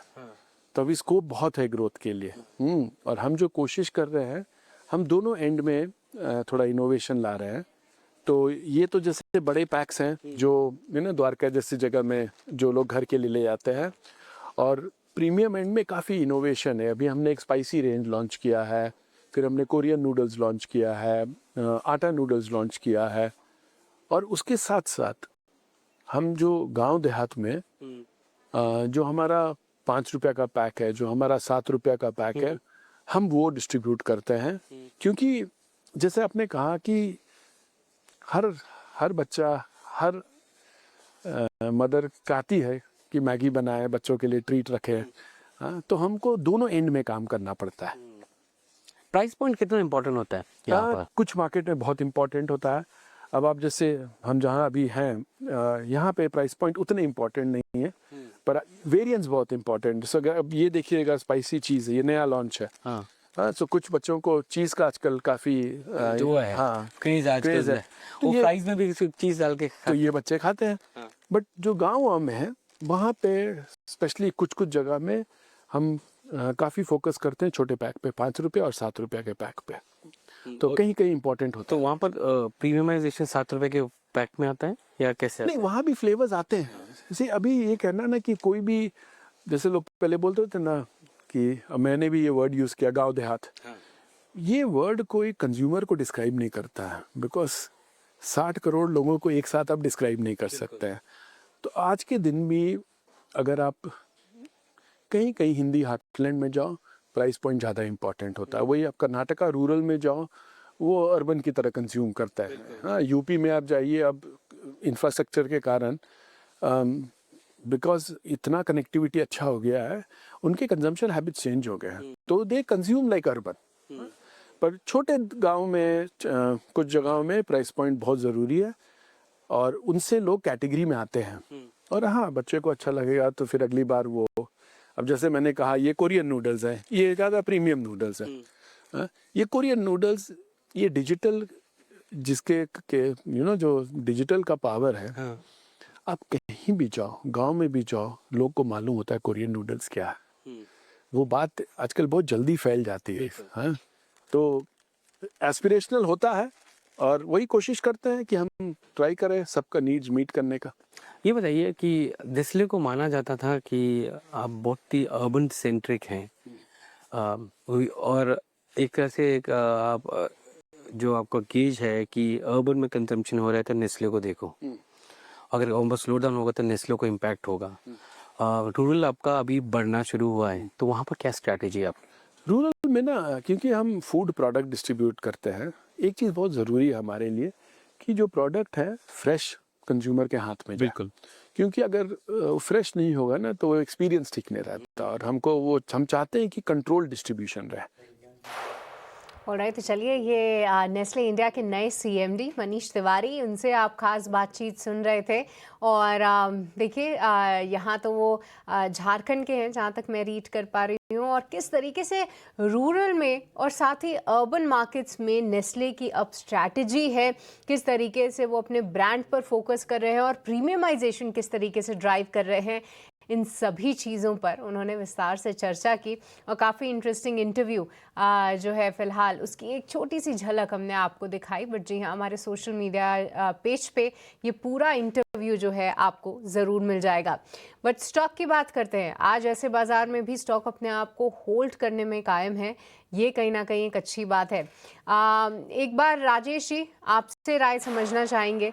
देखिए, अब तो नया मैनेजमेंट आया है, जब तक उनकी स्ट्रैटेजीज और सारी चीज़ें इम्प्लीमेंट होंगी उनमें टाइम लगेगा, बट क्या राय रखते हैं आप नेस्ले इंडिया पे? क्या इन स्तरों पे एज एन इन्वेस्टर फिलहाल आपको पसंद आता है, या वैल्यूएशंस इतने आकर्षक नहीं है? देखिए, एज एन इन्वेस्टर डेफिनेटली पसंद आता है। ट्रेडिंग की मैं बात नहीं करूंगा क्योंकि वोलाटिलिटी उतनी है नहीं, तो अपॉर्चुनिटीज बहुत कम है शॉर्ट टर्म वालों के लिए। बट लंबी अवधि के लिए मस्ट हैव स्टॉक है आपके लॉन्ग टर्म पोर्टफोलियो में। शानदार कंपनी, स्ट्रॉन्ग बैलेंस शीट, अब मैनेजमेंट भी चेंज हो गया है तो बहुत सी नई स्ट्रेटेजीज भी आएंगी। ब्रांड रिकॉल बहुत अच्छा है। कुछ दुश्वारियां पिछले दिनों हुई थी, मेरे ख्याल से वो सारी प्राइस में डिस्काउंट हो चुकी है। इन लेवल्स में मुझे लगता है कि बहुत अट्रैक्टिव बाय हो जाएगा। इवन अगर आप वैल्यूएशन की बात करें तो दूसरे जो एफएमसीजी कंपनीज हैं, उससे बहुत ज्यादा कोई महंगा नजर नहीं आ रहा है, डिपेंड कंसिडरिंग कि इनके जो ब्रांड है, मैगी हो चाहे नेस्कैफे हो या दूसरी चीजें हो, तो मुझे लगता है कि यहाँ पे बिल्कुल लंबी अवधि के निवेशक खरीदारी कर सकते हैं। चलिए, लंबी अवधि के निवेशक जो है वो खरीदारी कर सकते हैं, और आपने मैनेजमेंट से भी उनकी जो भी स्ट्रैटेजी है वो भी समझी। पर चलिए, इसी के साथ फिलहाल वक्त तो चला एक छोटे से ब्रेक का, आप कहीं मत जाएगा। ब्रेक के उस पार हमारे तमाम एक्सपर्ट्स हमारे साथ बने हुए हैं और उनसे लेंगे हम उनकी ट्रेडिंग कॉल्स भी।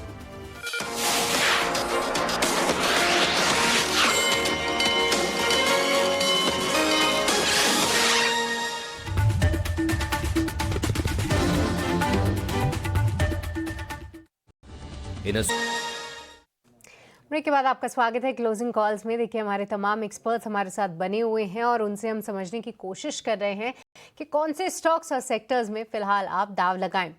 हमारे साथ निमेश, स्वाति और राजेश जी भी मौजूद हैं और चलिए एक और काउंटर की चर्चा करते हैं और वो है HFCL, क्योंकि आज आप सुबह से ही देखेंगे स्टॉक में एक धुआंधार तेजी है। आप देखिए लगभग 7% का मूव अभी भी HFCL में आप देख सकते हैं। और जी हाँ, सुबह से ही ये स्टॉक में एक अच्छा एक्शन है और सुबह बाजार खुलते ही आप समझ सकते हैं कि यहाँ पे कई सारी ब्लॉक डील्स हुई और उसके बाद स्टॉक में एक जो चाल पकड़ी वो कहीं ना कहीं होल्ड करके ही चल रहा है ये काउंटर। और साथ ही ये भी मैं समझा जा रहा है कि FNO सीरीज से जो है जनवरी 2026 की एक्सपायरी से जो है ये काउंटर बाहर हो रहा है।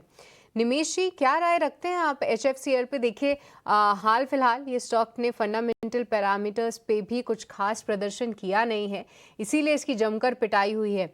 आज एकाएक 7% का मूव, और अगर किसी के पास FNO की पोजीशन है इसमें, मान लीजिए, तो इस जनवरी से जब ये बाहर निकल रहा है तो उसके क्या मायने हैं और ट्रेडर्स के को क्या ध्यान में रखना चाहिए फिलहाल? देखिए सृष्टि, अगर डेली चार्ट्स के ऊपर तो काफी वीक स्ट्रक्चर दिख रहा है, बट अगर मैं मंथली चार्ट्स के ऊपर अगर देखूं तो 200 मंथ की मूविंग एवरेज के ऊपर स्टॉक सपोर्ट लिया है।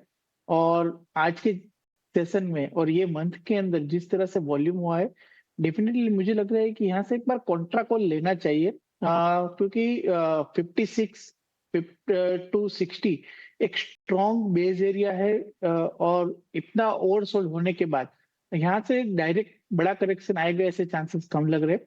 जिस तरह से FNO में से एग्जिट हो रहा है तो बट ऑब्वियस है कि यहाँ से शॉर्ट पोजीशन जो है वो अलाउड नहीं होगी, तो यहाँ से एक शॉर्ट कवरिंग का मूव भी आ सकता है।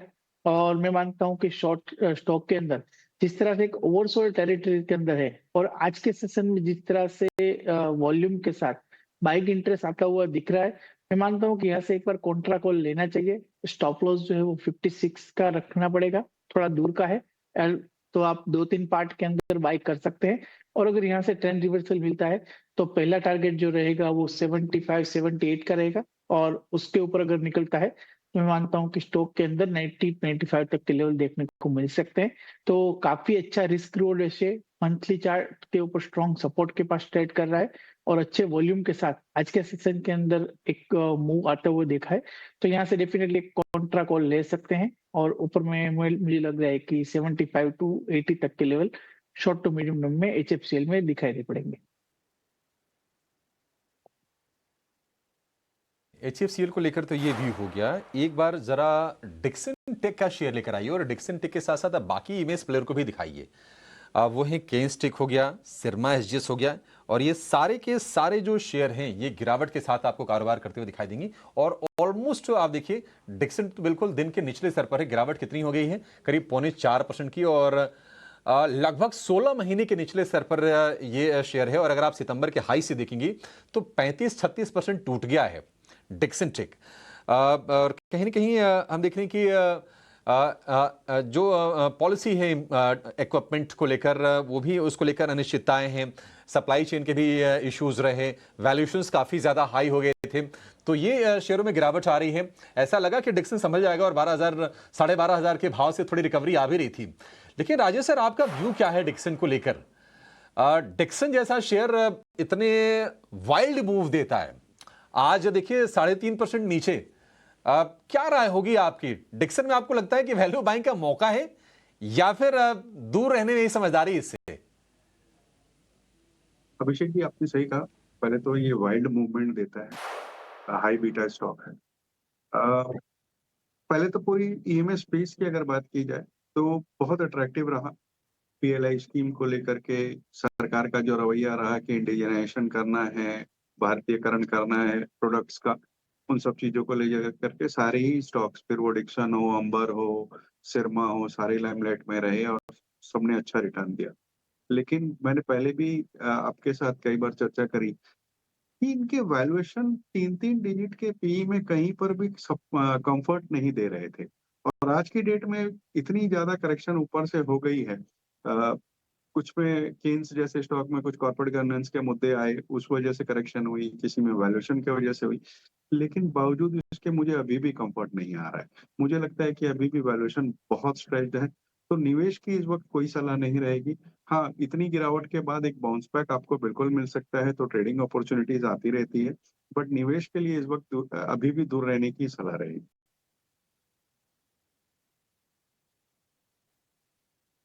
ठीक है, निवेश तो नहीं करना है, लेकिन मान लीजिए कि जिन्होंने 2 साल 3 साल पहले लिया हो और उसके पैसे बन रहे हो, क्या निकल जाना चाहिए डिक्सन से?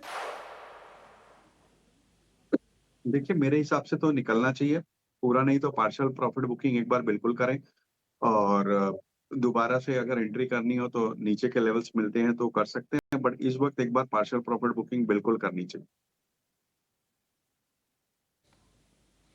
ठीक है, पार्शियल प्रॉफिट टेकिंग आप जरूर कीजिए। अगर आपको मतलब कन्विक्शन तो नहीं आ रहा है, बेहतर होगा कि आप एक बार ना एग्जिट ले लीजिए। फिर जब चीजें बेहतर होंगी, ऐसा लगेगा कि नहीं ब्रोकरेज हाउसेस का या फिर रेटिंग एजेंसीज का इस पर कन्विक्शन अगर आता है तो फिर सोचेंगे। इकरा का भी एक नोट आया था, वो भी थोड़ा सा नेगेटिव ही साइन कर रहा था इकरा डिक्सन टेक को लेकर। तो ये व्यू होगी। कुछ और शेयरों पर जरा व्यू लेते हैं और स्वाति जी आपसे व्यू जानना चाहेंगे सिटी यूनियन बैंक को लेकर। सिटी यूनियन बैंक थोड़ी सी ऊपरी स्तरों से हल्की प्रॉफिट टेकिंग आई, लेकिन आज कमजोर बाजार में भी इसमें स्ट्रेंथ दिखाई दे रही है। क्या राय होगी आपकी सिटी यूनियन बैंक पर? 300 रुपए के आसपास के प्राइसेस, अच्छे रिटर्न बने इस साल में। क्या इसमें आपको मौके दिख रहे हैं ट्रेड के लिहाज से? व्यू डेफिनेटली पॉजिटिव है। ऑल टाइम हाई के आसपास ही ये पर्टिकुलर स्टॉक ट्रेड हो रहा है। फ्रेश बाइंग के लिए आई विल नॉट सजेस्ट कि बाय करना चाहिए। अगर कोई भी डेप्थ करता है 275 260 के रेंज में तो बाइंग पोजीशंस बनानी चाहिए। बट जिस हिसाब से मोमेंटम कैच कर रहा है, मुझे लगता है ये कंटिन्यूड हो सकता है एटलीस्ट 315 से 320 तक। वहां तक मुझे एक न्यू हाई देखने मिल सकता है सीयूबी में। तो जिनके पास भी लॉन्ग पोजीशन है डेफिनेटली होल्ड ऑन करना चाहिए। 315 320 के आसपास they can book they partial profit, but at fresh long positions के लिए थोड़ा वेट कीजिएगा। यहाँ पे रिस्क रिवॉर्ड रेशियो फेवरेबल नहीं है, तो वेट कीजिएगा। बाय ऑन टिप स्ट्रेटेजी अपनानी चाहिए, जैसे एज आई सेड 265 टू 260 के रेंज में फ्रेश बाइंग पोजीशंस बना जा सकती है। ठीक है, थोड़ा सा नीचे आए तो आपके लिए और अपॉर्चुनिटी बन जाएगी। शुक्रवार को हमने देखा था कि थोड़ा सा डिप आया था, ऐसा लगा कि शेयर थोड़ा थमेगा, लेकिन आज देखिए कि डे हाई पर और दिन के ज़्यादातर टाइम में ये लाल निशान में रहा है, लेकिन आखिरी के 1-1.5 घंटे में वापसी करता हुआ दिखाई दे रहा है और 296 तक उसके आसपास ही आप देखेंगे कि इसको कारोबार करते हुए तो एक बढ़िया आपके लिए मौके बन सकते हैं। इस बीच आईटीसी में ब्लॉक डील हुई है। आईटीसी में होता तो बहुत कुछ है, खबरें भी आती हैं, लेकिन शेयर घूमता नहीं है। 400 रुपये वाले भाव 400 रुपये पे दिखाई देते हैं ये। अब ये करीब 4.5 करोड़ शेयरों के कई सौदे हुए हैं। अब ये किसकी तरफ से हुए हैं? क्या प्रमोटर ग्रुप ने हिस्सा बेचा है या फिर बैट जो कि बड़ा इन्वेस्टर है ब्रिटिश अमेरिकन टोबैको। पहले भी हम देखते थे कि बैट अपने स्टेक को ऑफलोड करता रहा है आईटीसी में। क्या उन्होंने बेचा है इसके बारे में तो कोई जानकारी नहीं आई है, लेकिन शेयर जो है आधे % के नीचे आपको दिखाई देगा। 401 रुपए के आसपास के प्राइसेस हैं।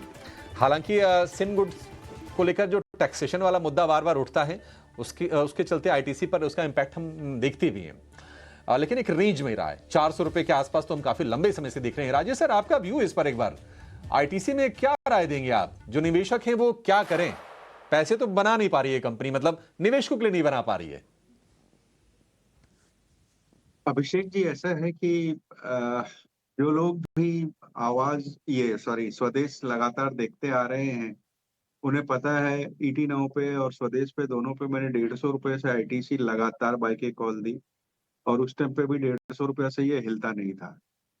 तो ये इस स्टॉक की एक खासियत है कि ये बहुत दिनों तक स्टैग्नेंट रहता है, लेकिन फंडामेंटली अगर आप देखें तो बहुत स्ट्रांग कंपनी है, उस पर कोई डाउट ही नहीं है। सिगरेट को लेकर के, टैक्सेशन को लेकर के कुछ दिक्कतें वहीं रहती हैं, लेकिन वो अपनी जगह है। अगर आप एफएमसीजी देखो इनका या डेयरी प्रोडक्ट्स वाला बिजनेस देखो, सारी चीजें बहुत अच्छी तरह का परफॉर्म कर रही है। हर जगह वॉल्यूम ग्रोथ देखने को मिली है, एफएमसीजी में तो बहुत अच्छी बढ़त देखी गई। कैश पॉजिटिव बैलेंस शीट है, डेट फ्री कंपनी है और लगातार अच्छा परफॉर्म कर रही है। मुझे लगता है डिविडेंड भी अच्छा देती है खास करके, और मुझे लगता है जो लंबी अवधि के स्टेबल रिटर्न वाले जो निवेशक हैं उनके लिए बहुत उपयुक्त स्टॉक है। खरीदारी का मौका है, इसे लॉन्ग टर्म पोर्टफोलियो में रखना चाहिए। खरीदारी का मौका है। आईटीसी लॉन्ग टर्म अपने पोर्टफोलियो में आप इसको जोड़ सकते हैं, ये राय आती हुई फिलहाल राजेश जी की तरफ से। पर चलिए अब 3 बज चुके हैं और वक्त हो चला है हमारे खास सेगमेंट मार्केट्स एट 3 का।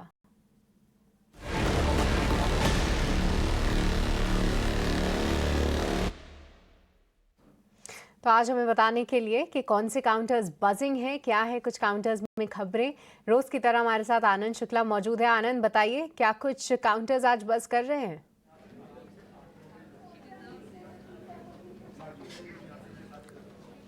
जी हाँ सृष्टि, आज बाजार की तरफ देखें तो बाजार आज गिरावट पर कारोबार करता नजर आ रहा है और बाजार में गिरावट है तो गिरावट वाले सेक्टर की ही बात कर लेते हैं। आज रियल्टी सेक्टर जो है गिरावट पर कारोबार कर रहा है। रियल्टी शेयरों पर लगातार दूसरे दिन दबाव देखने को मिल रहा है।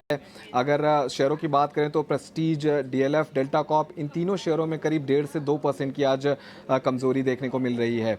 वहीं वॉल्यूम वाले शेयरों की बात करें तो आज मिधानी यानी कि मिश्र धातु का शेयर जो है वो शानदार तेजी पर कारोबार करता नजर आ रहा है। करीब 11 से 12% की तेजी दिख रही है और औसत से करीब 30 गुना ज्यादा वॉल्यूम देखने को मिल रहा है। वहीं वेस्ट लाइफ की बात करें तो कमजोरी पर कारोबार करता नजर आ रहा है शेयर और औसत से 7 गुना ज्यादा वॉल्यूम वेस्ट लाइफ के शेयर में भी देखने को मिल रहा है। सोलार वर्ल्ड की बात करें तो कंपनी को ऑर्डर मिला था करीब 700 करोड़ से ज्यादा का और 7 से 8% की तेजी जो है सोलार वर्ल्ड के शेयर में भी देखने को मिल रही है और काफी ज्यादा वॉल्यूम देखने को मिल रहा है। आज ऐसी कोई बड़ी खबर नहीं आई है, छोटी छोटी खबरें आई हैं, उनकी बात कर लेते हैं। लिंडे की तरफ से अपडेट आया है। अभिजीत बनर्जी ने एमडी के पद से इस्तीफा दिया है और कंपनी ने मिलन साधु खान को कंपनी का नया एमडी नियुक्त किया है, जिसके चलते शेयर आज हरे निशान में कारोबार करता नजर आ रहा है। वहीं स्पंदना स्फूर्ति की बात करें तो कंपनी ने स्ट्रेस लोन पोर्टफोलियो को ट्रांसफर किया है और इस ट्रांसफर में 400 करीब 93 करोड़ का रिटेन ऑफ लोन भी शामिल है। साथ ही साथ कंपनी को इस ट्रांसफर से करीब 35 करोड़ रुपए मिले हैं, जिसके चलते आज ये शेयर भी फोकस में बना हुआ है। अंत में एक ब्रोकरेज रिपोर्ट की बात करें तो मोतीलाल ओसवाल की ब्रोकरेज रिपोर्ट आई है एक्सिस बैंक पर, जहां पर मोतीलाल ओसवाल ने न्यूट्रल की रेटिंग दी है और जो लक्ष्य रखा है वो रखा है 1300 रुपए का।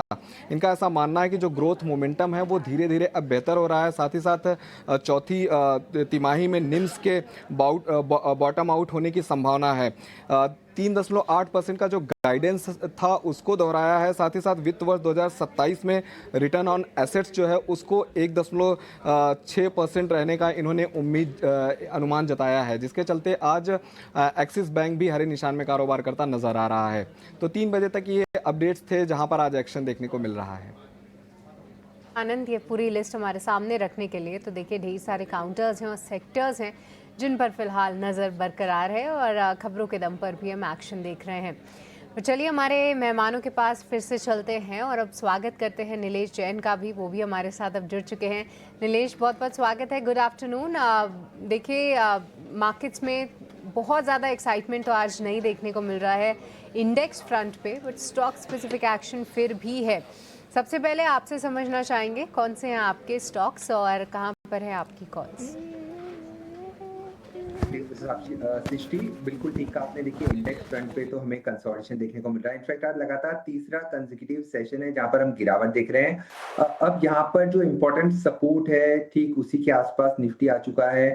50 डे मूविंग एवरेज 25,920 का है। अगर उसके ऊपर की क्लोजिंग देखने को मिलती है तब यहाँ पर हमें एक पुल बैक मूव देखने को मिलेगा जो निफ्टी को 26,000 तक ले जा सकता है। कल एफएनओ की एक्सपायरी है मंथली दिसंबर सीरीज की, उसके पहले थोड़ी बहुत वॉलेटिलिटी हमें जरूर देखने को मिल सकती है। यहाँ पर स्टॉक स्पेसिफिक मूव हम स्पॉट कर रहे हैं जहाँ पर खरीदारी पर फोकस करके चल रहे हैं। तो सबसे पहले एचपी, बीपी, आईओसी, ये तीनों ही स्टॉक्स में काफी अच्छा मूव हमें आज के सेशन में देखने को मिल रहा है। तो तीनों में से जो सेटअप अच्छा लग रहा है वो है बीपीसीएल का। इस पर्टिकुलर काउंटर में एक morning star kind of pattern develop होता हुआ नजर आ रहा है। उसके चलते यहाँ पर एक फॉलोअप मूव हमें ऊपरी स्तर पर देखने को मिल सकता है जो स्टॉक को 384 तक ले जा सकता है। 365 का स्टॉप लॉस रखना होगा एंड 384 के टारगेट के लिए बीपीसीएल को खरीदारी करने की सलाह। चलिए बीपीसीएल को खरीदारी करने की सलाह है। कुछ समय पहले जो है हम क्रूड पे ही चर्चा कर रहे थे, जहां पर राजेश जी का व्यू हमने ज़रूर समझा कि जी हाँ एक रेंज बाउंड ज़रूर है, पर इतना भी नहीं लग रहा है कि एक बड़े मूव्स जो हैं वो क्रूड दिखाएगा। और अगर वो ना दिखाए तो ऐसे में ओएमसीज को इसका फ़ायदा हो सकता है क्योंकि उनके जो मार्केटिंग मार्जिन्स हैं वो बेहतर होते हुए दिख सकते हैं। और हाल फिलहाल देखिए हमने कई बार चर्चा की है HPCL, BPCL तगड़े मूव्स, यहाँ पर नीलेश जी की राय 384 के टारगेट्स को ध्यान में रखते हैं। पर आइए कुछ एक और काउंटर्स पर भी चर्चा करें जहां पर बेहतरीन एक्शन है। मेटल पैक की तो हमने काफ़ी विस्तार में चर्चा की और सुबह भी हमने देखे HEG और ग्रेफाइट इंडिया जैसे काउंटर्स, अगर आपको याद होगा तो वो हाईलाइट किए थे, क्योंकि कहीं ना कहीं वो ब्रेकआउट ज़रूर दिखा रहे थे। शिवांगी से हमने कॉल ली थी जब दोनों ही काउंटर्स में लगभग 3-3% के मूव थे, और अब देखिए 7% का उछाल जो है आपको HEG दिखा रहा है। पर जी हाँ, ग्रेफाइट उन्हीं स्तरों पे बरकरार है, लगभग 4% की तेज़ी आप इस काउंटर में देखेंगे। SCI पर भी हमने डिस्कशन किया था जहां पर 2% तक की तेज़ी थी, अब वो तेज़ी बढ़ती हुई लगभग 3.5% का उछाल है, और फर्टिलाइजर काउंटर्स भी अपने आप को होल्ड करने में कायम है। पर नीलेश, एक और काउंटर जिसकी देखिए हाल फिलहाल हम चर्चा भी कर रहे हैं बट ऐसा कुछ खास न्यूज़ फ्लो भी सामने नहीं आ रहा है, वो है MMTC। अब देखिए डर भी लगता है क्योंकि आमतौर पे देखिए बहुत सारे रिटेल इन्वेस्टर्स जो हैं ऐसे काउंटर्स को देखकर एक्साइटेड हो जाते हैं, साथ ही साथ अगर कोई न्यूज़ फ्लो आए या ना आए बट बड़े मूव्स ऐसे स्टॉक्स में ज़रूर हम देखते हैं। बट क्या इस बार का कुछ प्राइस एक्शन बता रहा है कि वॉल्यूम्स के दम पर जिस तरीके के प्राइस पैटर्न दिख रहा है, लग रहा है क्या आपको कि स्टॉक में तगड़ा मूव आ सकता है या अभी से एकदम अवॉइड करके चले? देखिए सृष्टि, बिल्कुल लगातार पांचवें छठे कंसेक्यूटिव सेशन हमें यहाँ पर तेजी देखने को मिल रही है। इनफैक्ट पिछले 2 दिनों का एक्शन देखें तो काफी बड़ा स्पर्ट हमें price as well as volume में देखने को मिला है। उसके चलते काउंटर ने अपने लॉन्ग टर्म 200 मूविंग एवरेज को ऊपरी स्तरों पर ब्रेक किया है। अब यहाँ से ऊपरी स्तरों पर जो मेजर हर्डल है वो है 74 के आसपास, जहां पर मल्टी मंथ टाइम फ्रेम पर एक रेजिस्टेंस डेवलप हो रहा है, जहां पर एक ट्रिपल टॉप कह सकते हैं उस प्रकार का पैटर्न बना हुआ है। 74 के ऊपर निकलने के बाद तेजी और भी यहाँ पर बढ़ती हुई नजर आएगी, उसके बाद 80 के ऊपर काउंटर जाता हुआ नजर आएगा। बट जिस हिसाब से पिछले 2 दिनों में प्राइस एंड वॉल्यूम का एक्शन देखने को मिल रहा है, देख के यही लग रहा है कि ये जो मोमेंटम है वो यहाँ से कंटिन्यू होना चाहिए। हालांकि इन लेवलों पर कोई फ्रेश खरीदारी की सलाह नहीं होगी, क्योंकि काउंटर ऑलरेडी 10% का उछाल आज दिखा चुका है। जिनके पास लॉन्ग पोजीशन है उन्हें बने रहने की सलाह होगी 65 के स्टॉप लॉस से। अगर फ्रेश खरीदारी करनी है तो थोड़ी सी डिप का इंतजार कीजिए, बट ओवरऑल स्ट्रक्चर पॉजिटिव है। इमीडिएट बेसिस पे 74 और उसके पार निकलने के बाद 80 प्लस तक के लेवल भी यहाँ पर देखने को मिल सकते हैं। ठीक है, 80 तक के भी लेवल आ सकते हैं MMTC में। आज तो 10% का उछाल है 80 का लेवल, यानी कि यहाँ से अभी मतलब 15% और शेयर चल सकता है MMTC का। डे हाई के आसपास है, 9.5% का उछाल है। एक और खेमा जहां पर देख रहे हैं कि कमजोर बाजार में भी आज रौनक दिखाई देगी, वो है फर्टिलाइजर का। अब अमूमन होता यह है कि जब सरकार की ये बजट पेश करने की तैयारी हो जाती है, उसके इर्द गिर्द तेजी आती है फर्टिलाइजर वाले शेयरों में। आज आप NFL देख लीजिए, चंबल देख लीजिए, ये तमाम शेयर आपको थोड़े ना ऊपर दिखाई देंगे। राजेश सर, क्या व्यू है आपका फर्टिलाइजर को लेकर? क्या बाइंग करनी चाहिए फर्टिलाइजर स्टॉक्स में? क्या पैसे बनाए जा सकते हैं निवेश करके?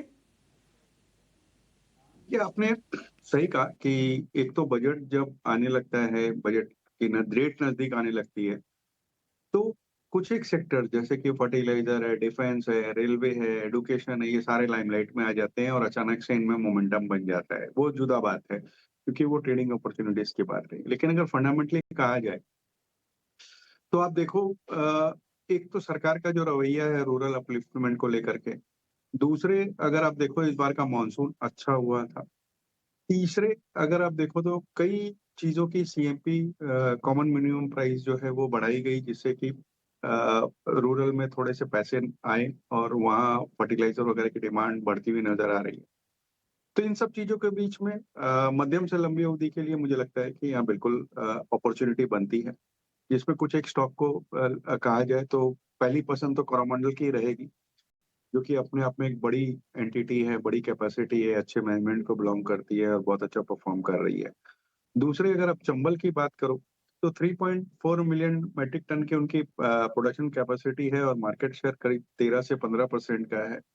नंबर्स अच्छे आए थे, प्रॉफिट में भी बढ़त थी, रेवेन्यू में भी बढ़त थी पिछली तिमाही में। लेकिन दिक्कत है कि राइजिंग इनपुट कॉस्ट को लेकर के हो सकता है कि आगे आने वाले दिनों में थोड़े मार्जिन पे प्रेशर आए। लेकिन 470 465 के आसपास मुझे लगता है ये 500 520 तक जाने की मध्यम अवधि में क्षमता रखता है। तो ये 2 स्टॉक है जहां हमारी नजर है। ठीक है, इन 2 स्टॉक्स पर आप नज़र रख के चलिए जो राजेश जी ने आपको बताए हैं। एक चलिए छोटी सी ब्रेक का वक्त हो गया है और ब्रेक के बाद जब लौटेंगे तो ये समझेंगे नीलेश जी से कि BTST और STBT करके कहाँ पर पैसे बनाए जा सकते हैं। एक छोटा सा ब्रेक, फौरन हाजिर होंगे।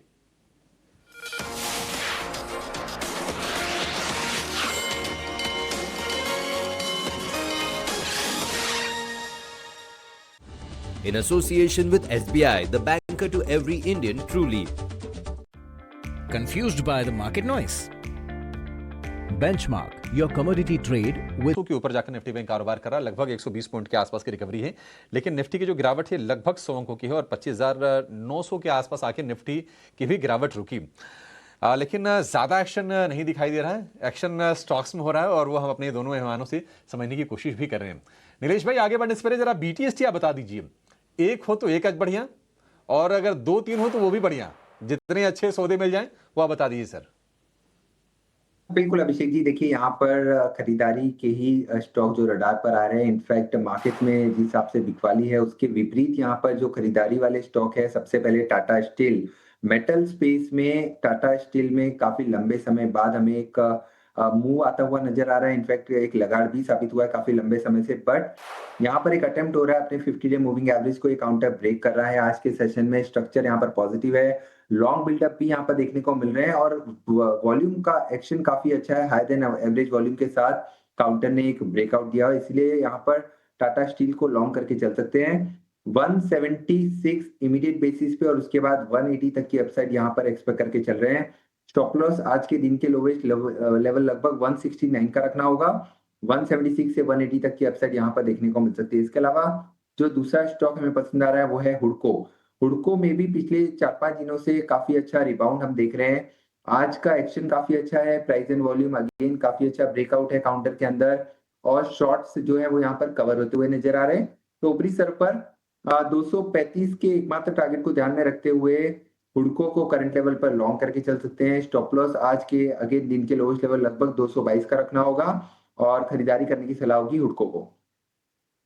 टाटा स्टील और हुडको, ये 2 काउंटर्स आप अपने रेडार पे ज़रूर रख सकते हैं। और जी हाँ, मेटल्स की चाल तो एक तरफा देखने को ही मिल रही है, बट अभी तक स्टील काउंटर्स ने जो है इसमें पार्टिसिपेट नहीं किया है। और जी हाँ, टाटा स्टील आज सुबह भी हमने डिस्कस किया था और अभी भी अपने आप को निफ्टी के टॉप लीडिंग पोजीशन में बरकरार टाटा स्टील ने रखा हुआ है। तो जी हाँ, काफ़ी अच्छे मूव्स यहाँ पर 176 180 के टारगेट्स आप ध्यान में रख सकते हैं। पर कुछ और काउंटर्स में देखें तो KNR कंस्ट्रक्शंस यहाँ पर जो है एक भारी बिकवाली हावी होती हुई दिख रही है, लगभग 6% की कमजोरी। और नीलेश, कई दिनों से ये स्टॉक प्रेशर में है, कहाँ तक लुढ़क सकता है और ये? बिल्कुल, देखिए KNR कंस्ट्रक्शन आज भी लगभग 6% का फॉल यहाँ पर देख रहे हैं।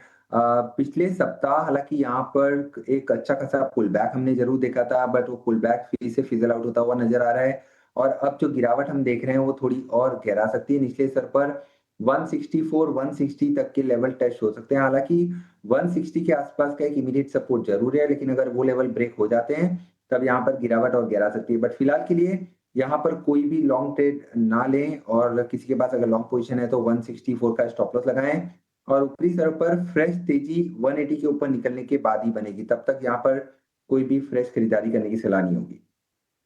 तक यहाँ पर फ्रेश खरीदारी ना करें KNR कंस्ट्रक्शंस। लगातार दूसरे दिन हम देख रहे हैं कि स्टॉक में बिकवाली हावी होती दिख रही है और एक लंबे समय से आप देखें तो स्टॉक पे प्रेशर बरकरार ही है। कहाँ पर इस साल की शुरुआत में आप 340 के आसपास लेवल्स देख सकते थे, अब लगभग आधा हो चला है स्टॉक और आज फिर से सेलिंग प्रेशर आते हुए हम देख रहे हैं। पर नीलेश, एक और काउंटर जो कि आज बिकवाली भी दिखा रहा है, कहीं ना कहीं स्ट्रक्चर भी थोड़ा बिगड़ रहा है, वो है एंजल 1 का काउंटर। एक बार इस पे चार्ट चेक दीजिए, क्योंकि कहीं ना कहीं देखिए स्टॉक 2480 के आसपास एक बाउंस बैक लेते हुए दिख रहा था और ये ट्रेंड लगातार बीते 2 महीने से कायम था, बट आज के सत्र में वो लेवल भी तोड़ के नीचे निकल चुका है काउंटर। क्या लगता है आपको और कितना प्रेशर आ सकता है एंजल 1 पे? देखिए सृष्टि, एक ब्रेकडाउन कैंडिडेट है, सेल का कैंडिडेट बन चुका है। अगर आप स्ट्रक्चर वाइज देखें तो काउंटर में आज हमें डेरिवेटिव डेटा देखें तो लॉन्ग अनवाइंडिंग देखने को मिल रही है। वॉल्यूम के साथ जो आज का करेक्शन हम देख रहे हैं उसके चलते ऐसा लग रहा है कि फॉलो अप मूव लो साइड में इस स्टॉक को 2350 से 2300 तक ले जा सकता है। तो sell on rise kind of structure है as of now. Current level पर अगर शॉर्ट कर रहे हैं तो यहाँ पर 2460 का स्टॉप लॉस रखना होगा। निचले स्तरों पर 2350 इमीडिएट बेसिस पर, उसके बाद 2300 और उसके नीचे के लेवल भी यहाँ पर देखने को मिल सकते हैं। तो एक सेल का कैंडिडेट होगा, करंट लेवल पर शॉर्ट करके चल सकते हैं। कैंडिडेट है, करंट लेवल्स पे आप शॉर्ट भी कर सकते हैं 2350, यानी मौजूदा स्तर से भी आप देखेंगे तो 60-70 रुपए का जो हेडरूम है वो अभी भी आप नीलेश फिलहाल देख रहे हैं, और यहाँ पर 2460 का आपको स्टॉप लॉस भी लगाना है। बट इसी के अलावा देखिए आज की जो क्लोजिंग है वो कहीं ना कहीं टाटा स्टील एक मजबूत क्लोजिंग के लिए तैयार हो रहा है। जी हाँ, दिन के दौरान हमने 2-2.5% के भी मूव्स देखे, बट अभी भी बुरी क्लोजिंग नहीं मानेंगे। टाटा स्टील अभी भी अपने आप को बरकरार कर रखा है इसने निफ्टी के टॉप गेनर पोजीशन में। वहीं टाटा कंज्यूमर्स अब इमर्ज हो रहा है सेकेंड टॉप गेनर। साथ ही एशियन पेंट्स पे भी हमने चर्चा की, ग्रासिम, नेस्ले, कुछ और काउंटर्स भी ज़रूर है। बट इसी के विपरीत आप देखिए तो आईटी काउंटर्स में बिल्कुल भी जोश नहीं है, और इवन आज डिफेंस काउंसिल की जो मीटिंग भी थी वहाँ से भी देख सकते हैं पूरे डिफेंस पैक में कोई बहुत ज़्यादा उत्साह नहीं रहा है। राजेश जी, क्या व्यू रखते हैं आप डिफेंस पैक पे? क्योंकि हाल फिलहाल देखिए चाहे पॉजिटिव न्यूज़ फ्लो आए या फिर नए ऑर्डर विन्स आए, उस तरीके की एक्साइटमेंट नहीं दिख रही है ये काउंटर्स में। क्योंकि एक समय था जब ऐसी खबरें आती थीं कि आज मीटिंग है या अप्रूवल आएंगे, ये स्टॉक्स 5-6% के तगड़े मूव्स दिखाते थे। क्या ये बता रहा है कि मार्केट पार्टिसिपेंट्स का इंटरेस्ट इन स्तरों पे नहीं रहा? आपका क्या व्यू है? देखिए, आउट ऑफ मोमेंटम है, मैं तो यही कहूंगा, क्योंकि आपने जो कहा ना कि मार्केट पार्टिसिपेंट का इंटरेस्ट तभी आएगा जब ये मोमेंटम में आएंगे, तो अभी कोई विशेष मोमेंटम आया नहीं है। लो बीटा हो चुके हैं, इस वजह से इंटरेस्ट नहीं है और उतनी बड़ी मूव्स नहीं आती है। लेकिन अगर आप देखें तो प्राइस सभी कंपनियों के, ऑर्डर बुक बड़ी स्ट्रांग है, एग्जीक्यूशन विजिबिलिटी है, क्योंकि कंपनियां जो है वो एग्जीक्यूशन कैपेसिटी उनकी है। सरकार का पुश है आपके डिफेंस मॉडर्नाइजेशन पे। न केवल डोमेस्टिक ऑर्डर बुक इनकी अच्छी है, बल्कि अगर आप देखो तो कोई कंपनियों के एक्सपोर्ट ऑर्डर्स भी बने हुए हैं, और करीब करीब 50,000 करोड़ के एक्सपोर्ट ऑर्डर्स इनके आने की संभावना लग रही है। 3 ट्रिलियन की 2029 तक इंडियन ऑर्डर बुक आने की संभावना लग रही है। तो मुझे लगता है कि लंबी अवधि के लिए सारे स्टॉक अच्छे हैं। खास करके कुछ नाम अगर गिनाने पड़े तो मैं समझता हूँ BEL, BML, GRSE, HAL, ये सब अच्छे नाम हैं जो लंबी अवधि के लिए आपको अच्छे रिटर्न दे सकते हैं। शॉर्ट टर्म में लोगों को वही बजट का इंतजार है, कुछ नए एलोकेशन आए तो वहां मूवमेंट आएंगे। अदरवाइज मुझे नहीं लगता है कि शॉर्ट टर्म में कुछ बड़ी मूवमेंट आने वाली है।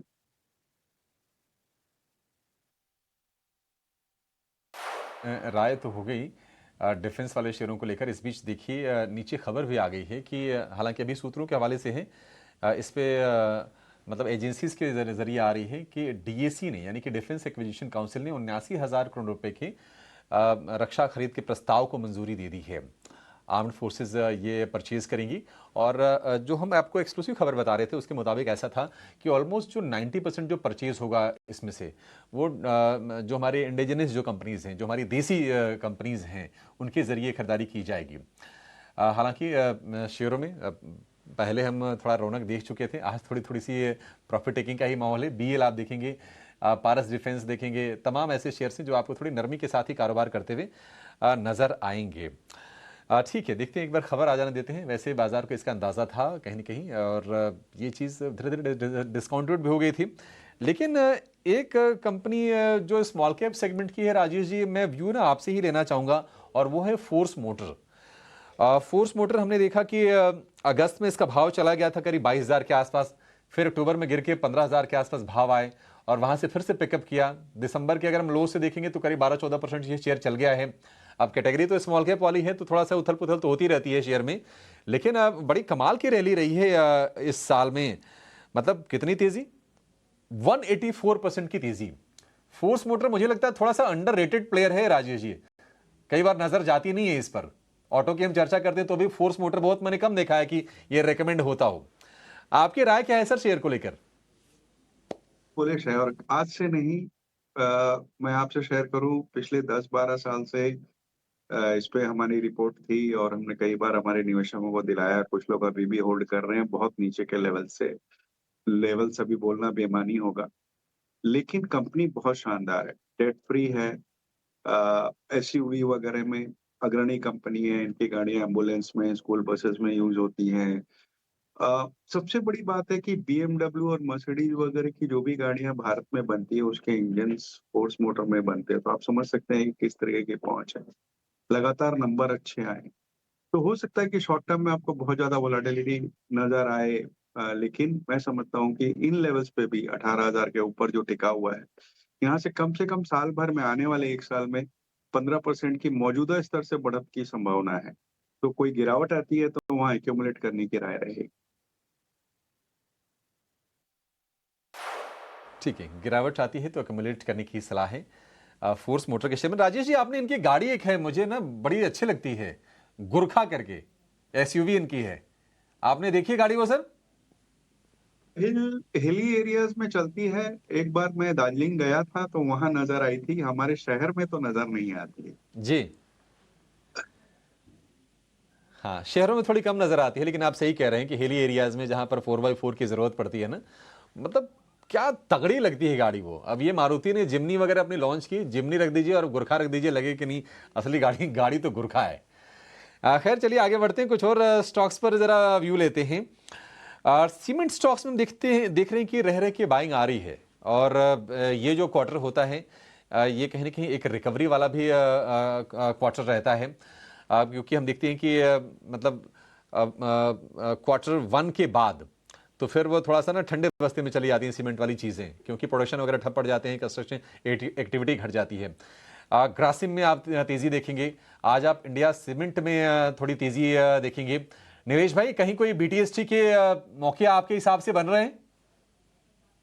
देखिए अभिषेक जी, उतना बड़ा कन्विक्शन तो नहीं देखने को मिल रहा है, बट यस हम कह सकते हैं कि थोड़ी बहुत फॉलोअप में ऊपरी स्तर पर देखने को मिल सकती है, क्योंकि काउंटर्स लाइक जेके सीमेंट, ग्रासिम, ये दोनों ही स्टॉक में कहीं ना कहीं एक बेस फॉर्मेशन बनता हुआ नजर आ रहा है, बट उतना कन्विक्शन नहीं है। अगर किसी के पास लॉन्ग पोजीशन है तो एक बार के लिए जरूर बने रह सकते हैं।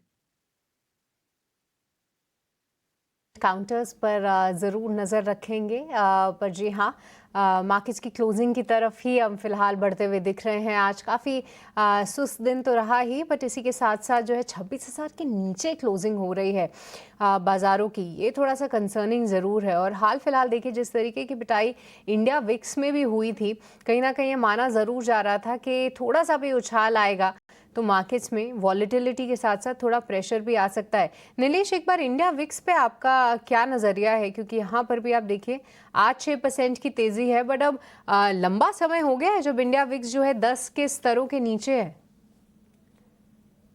जी बिल्कुल ठीक कहा आपने।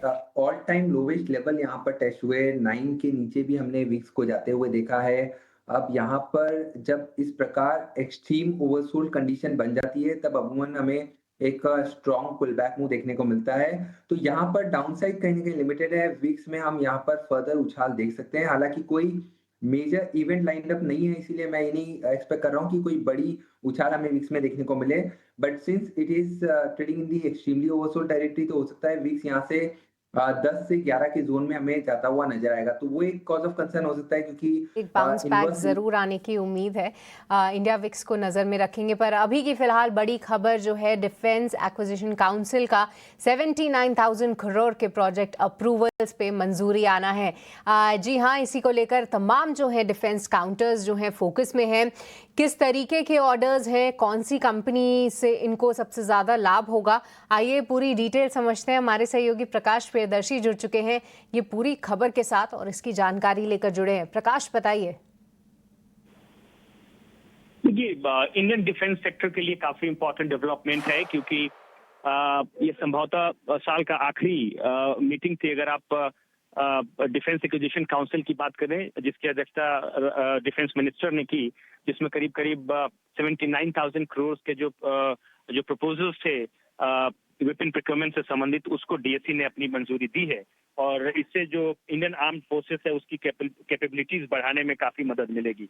सबसे इंटरेस्टिंग बात यह है कि अगर आप इस पूरे प्रोसेस को देखें, जिसमें कि जो प्रोक्योरमेंट होता है उसमें 90% जो प्रोक्योरमेंट है वो डोमेस्टिक डिफेंस सोर्सेस के जरिए की जाती है। तो जाहिर तौर पे जो प्रोजेक्ट्स अप्रूव किए गए हैं उसका फायदा आने वाले दिनों में जो डोमेस्टिक डिफेंस मैन्युफैक्चरिंग कंपनीज हैं उनको होने जा रहा है। और अगर आप सेगमेंट वाइज देखें कि इंडियन आर्म्ड फोर्सेस में इंडियन आर्मी, नेवी और साथ ही साथ जो एयरफोर्स है उसको कैसे इसका फायदा होगा, तो उस हिसाब से अगर देखें तो इंडियन आर्मी के लिहाज से कई तरह के ऐसे प्रपोजल्स थे जिसको की मंजूरी मिली है, जिसमें low level light weight radars हैं, लॉन्ग रेंज गाइडेड रॉकेट से संबंधित जो प्रोजेक्ट्स थे, साथ ही साथ Pinaki multiple launch rocket system है। तो ये तमाम ऐसे प्रोजेक्ट्स हैं जिसको कि इंडियन आर्मी के लिए अप्रूव किया गया है। इंडियन नेवी का जहां तक सवाल है, इसमें high frequency software defined radios हैं, साथ ही साथ high altitude long range remotely pilot aircraft system है। तो ये तमाम ऐसे प्रपोजल्स थे जो कि इंडियन नेवी के लिए अप्रूव किया गया है। इंडियन एयरफोर्स का जहां तक सवाल है, इसमें automatic take off landing recording system है, अस्त्रा MK2 मिसाइल सिस्टम है, फुल मिशन सिमुलेटर है, स्पाइस 1000 लॉन्ग रेंज गाइडेंस के मिसाइल्स हैं। तो ये तमाम ऐसे प्रोजेक्ट्स हैं जो कि इंडियन आर्म्ड फोर्सेस के लिए अप्रूव किया गया है। और अच्छी बात यह है कि 90% जो इक्विपमेंट्स हैं, जो वेपन्स है, वो डोमेस्टिक डिफेंस सेक्टर में जो कंपनीज हैं उनसे प्रोक्योर की जाएगी। तो जाहिर तौर पे जो डिफेंस मैन्युफैक्चरिंग डोमेस्टिक सेक्टर में काम कर रही हैं, डोमेस्टिक मार्केट में काम कर रही हैं, उनको बड़े प्रोजेक्ट्स मिल सकते हैं। ये काफी इंपॉर्टेंट डेवलपमेंट है। निश्चित तौर पर इम्पॉर्टेंट डेवलपमेंट है। 79,000 करोड़ रुपए की रक्षा खरीद को मंजूरी मिली है और अक्टूबर में ही लगभग यही रकम थी DAC से जो अप्रूवल आया था। उसके पहले हमने अगस्त में देखा था कि 67,000 करोड़ रुपए की रक्षा खरीद को DAC ने मंजूर किया था। जुलाई में 1,05,000 करोड़ की रक्षा खरीद को मंजूरी मिली थी। तो लगातार हम देख रहे हैं कि डिफेंस सेक्टर के लिए अप्रूवल्स आते रहते हैं और एक तरह से अब ये तो न्यू नॉर्मल टाइप का हो गया है। आज देखिए, मतलब ये खबर आने के बाद में कोई खास रिएक्शन आप शेयरों में देखेंगे नहीं। कहीं ना कहीं खबर पहले आ गई थी क्योंकि DAC की मीटिंग तो लास्ट वीक शेड्यूल्ड थी, शेयर थोड़ा चल भी रहे थे। अब जब खबर आ रही है तो होता कई बार है कि buy on rumour sell on news हो जाता है। तो आज हम थोड़ी प्रॉफिट टेकिंग देख रहे हैं, लेकिन जो क्लोजिंग हो रही है थोड़ी निराश करने वाली है। लेकिन लेवल के हिसाब से अगर आप देखेंगे तो 25,900 को निफ्टी ने बचाया है। निफ्टी बैंक ने आज फिर से 58,800 के लेवल को प्रोटेक्ट किया है। हालांकि लगातार तीसरे सत्र की कमजोरी निफ्टी में, और निफ्टी बैंक की बात करें तो लगातार चौथे सत्र की गिरावट। नए साल से पहले वॉल्यूम थोड़े से कम, एक दायरे का कारोबार होता हुआ दिखाई दिया। जो दिग्गज शेयर थे बाजार को आज वो सपोर्ट कर नहीं पाए और हमने देखा कि रिलायंस कमजोर रहा करीब 0.25%, HDFC bank, ICICI bank, Airtel, ये तमाम शेयर कमजोरी वाले रहे हैं। IT में HCL टेक ने भी आज थोड़ा प्रेशर बनाने का काम किया। जो मेटल स्टॉक्स थे लगातार चल रहे हैं। अगर आप देखेंगे मेटल इंडेक्स लगातार 8वें सत्र में आपको हरे निशान में दिखाई जरूर देगा, लेकिन जो मेटल शेयर है ऊपरी स्तरों से थोड़े से वो भी हल्के होते हुए नजर आए, स्पेशली हिंदुस्तान जिंक। और अगर हम हिंद कॉपर की बात करें, क्योंकि चांदी के प्राइसेस में आज डे हाई से लगभग 20,000 रुपए के आसपास की गिरावट आई, लेकिन टाटा स्टील आज रहा निफ्टी का टॉप गेनर करीब 2.25% के गेंस के साथ। और उसी ग्रुप की company Tata consumer second highest gainer रहा निफ्टी का। और वायदा में हिमाचल फ्यूचरिस्टिक यानी कि HFCL 5% के गेंस यहां पर दिखाई दिए। हडको में थोड़े बहुत गेंस थे 2-2.5% के आसपास के। लेकिन रेलवे शेयर हुए मुनाफा वसूली का शिकार। IRFC ये रहा वायदा का टॉप लूजर, करीब 5.5% टूटा। और डिक्सन टेक का शेयर आ गया है 12,000 रुपए के भी नीचे, डे लो पर हुई है क्लोजिंग 4% टूट कर। चलिए, इसी के साथ इस शो को यहां पर समाप्त करने का समय भी हो गया है। निफ्टी की जो कमजोरी रही है एग्जैक्ट 100 अंकों की आज रही है और निफ्टी बैंक 79 अंक नीचे आज बंद हुआ है। नीलेश जी और राजेश जी, आप दोनों का बहुत शुक्रिया आज समय देने के लिए और तमाम स्टॉक्स पर अपनी राय हमारे दर्शकों के साथ और हमारे साथ साझा करने के लिए। फिलहाल सृष्टि को और मुझे आप दीजिए इजाजत। एक छोटे से ब्रेक की बात कराएंगे आपकी हम कल की तैयारी। आपने जाएगा नहीं। नमस्कार।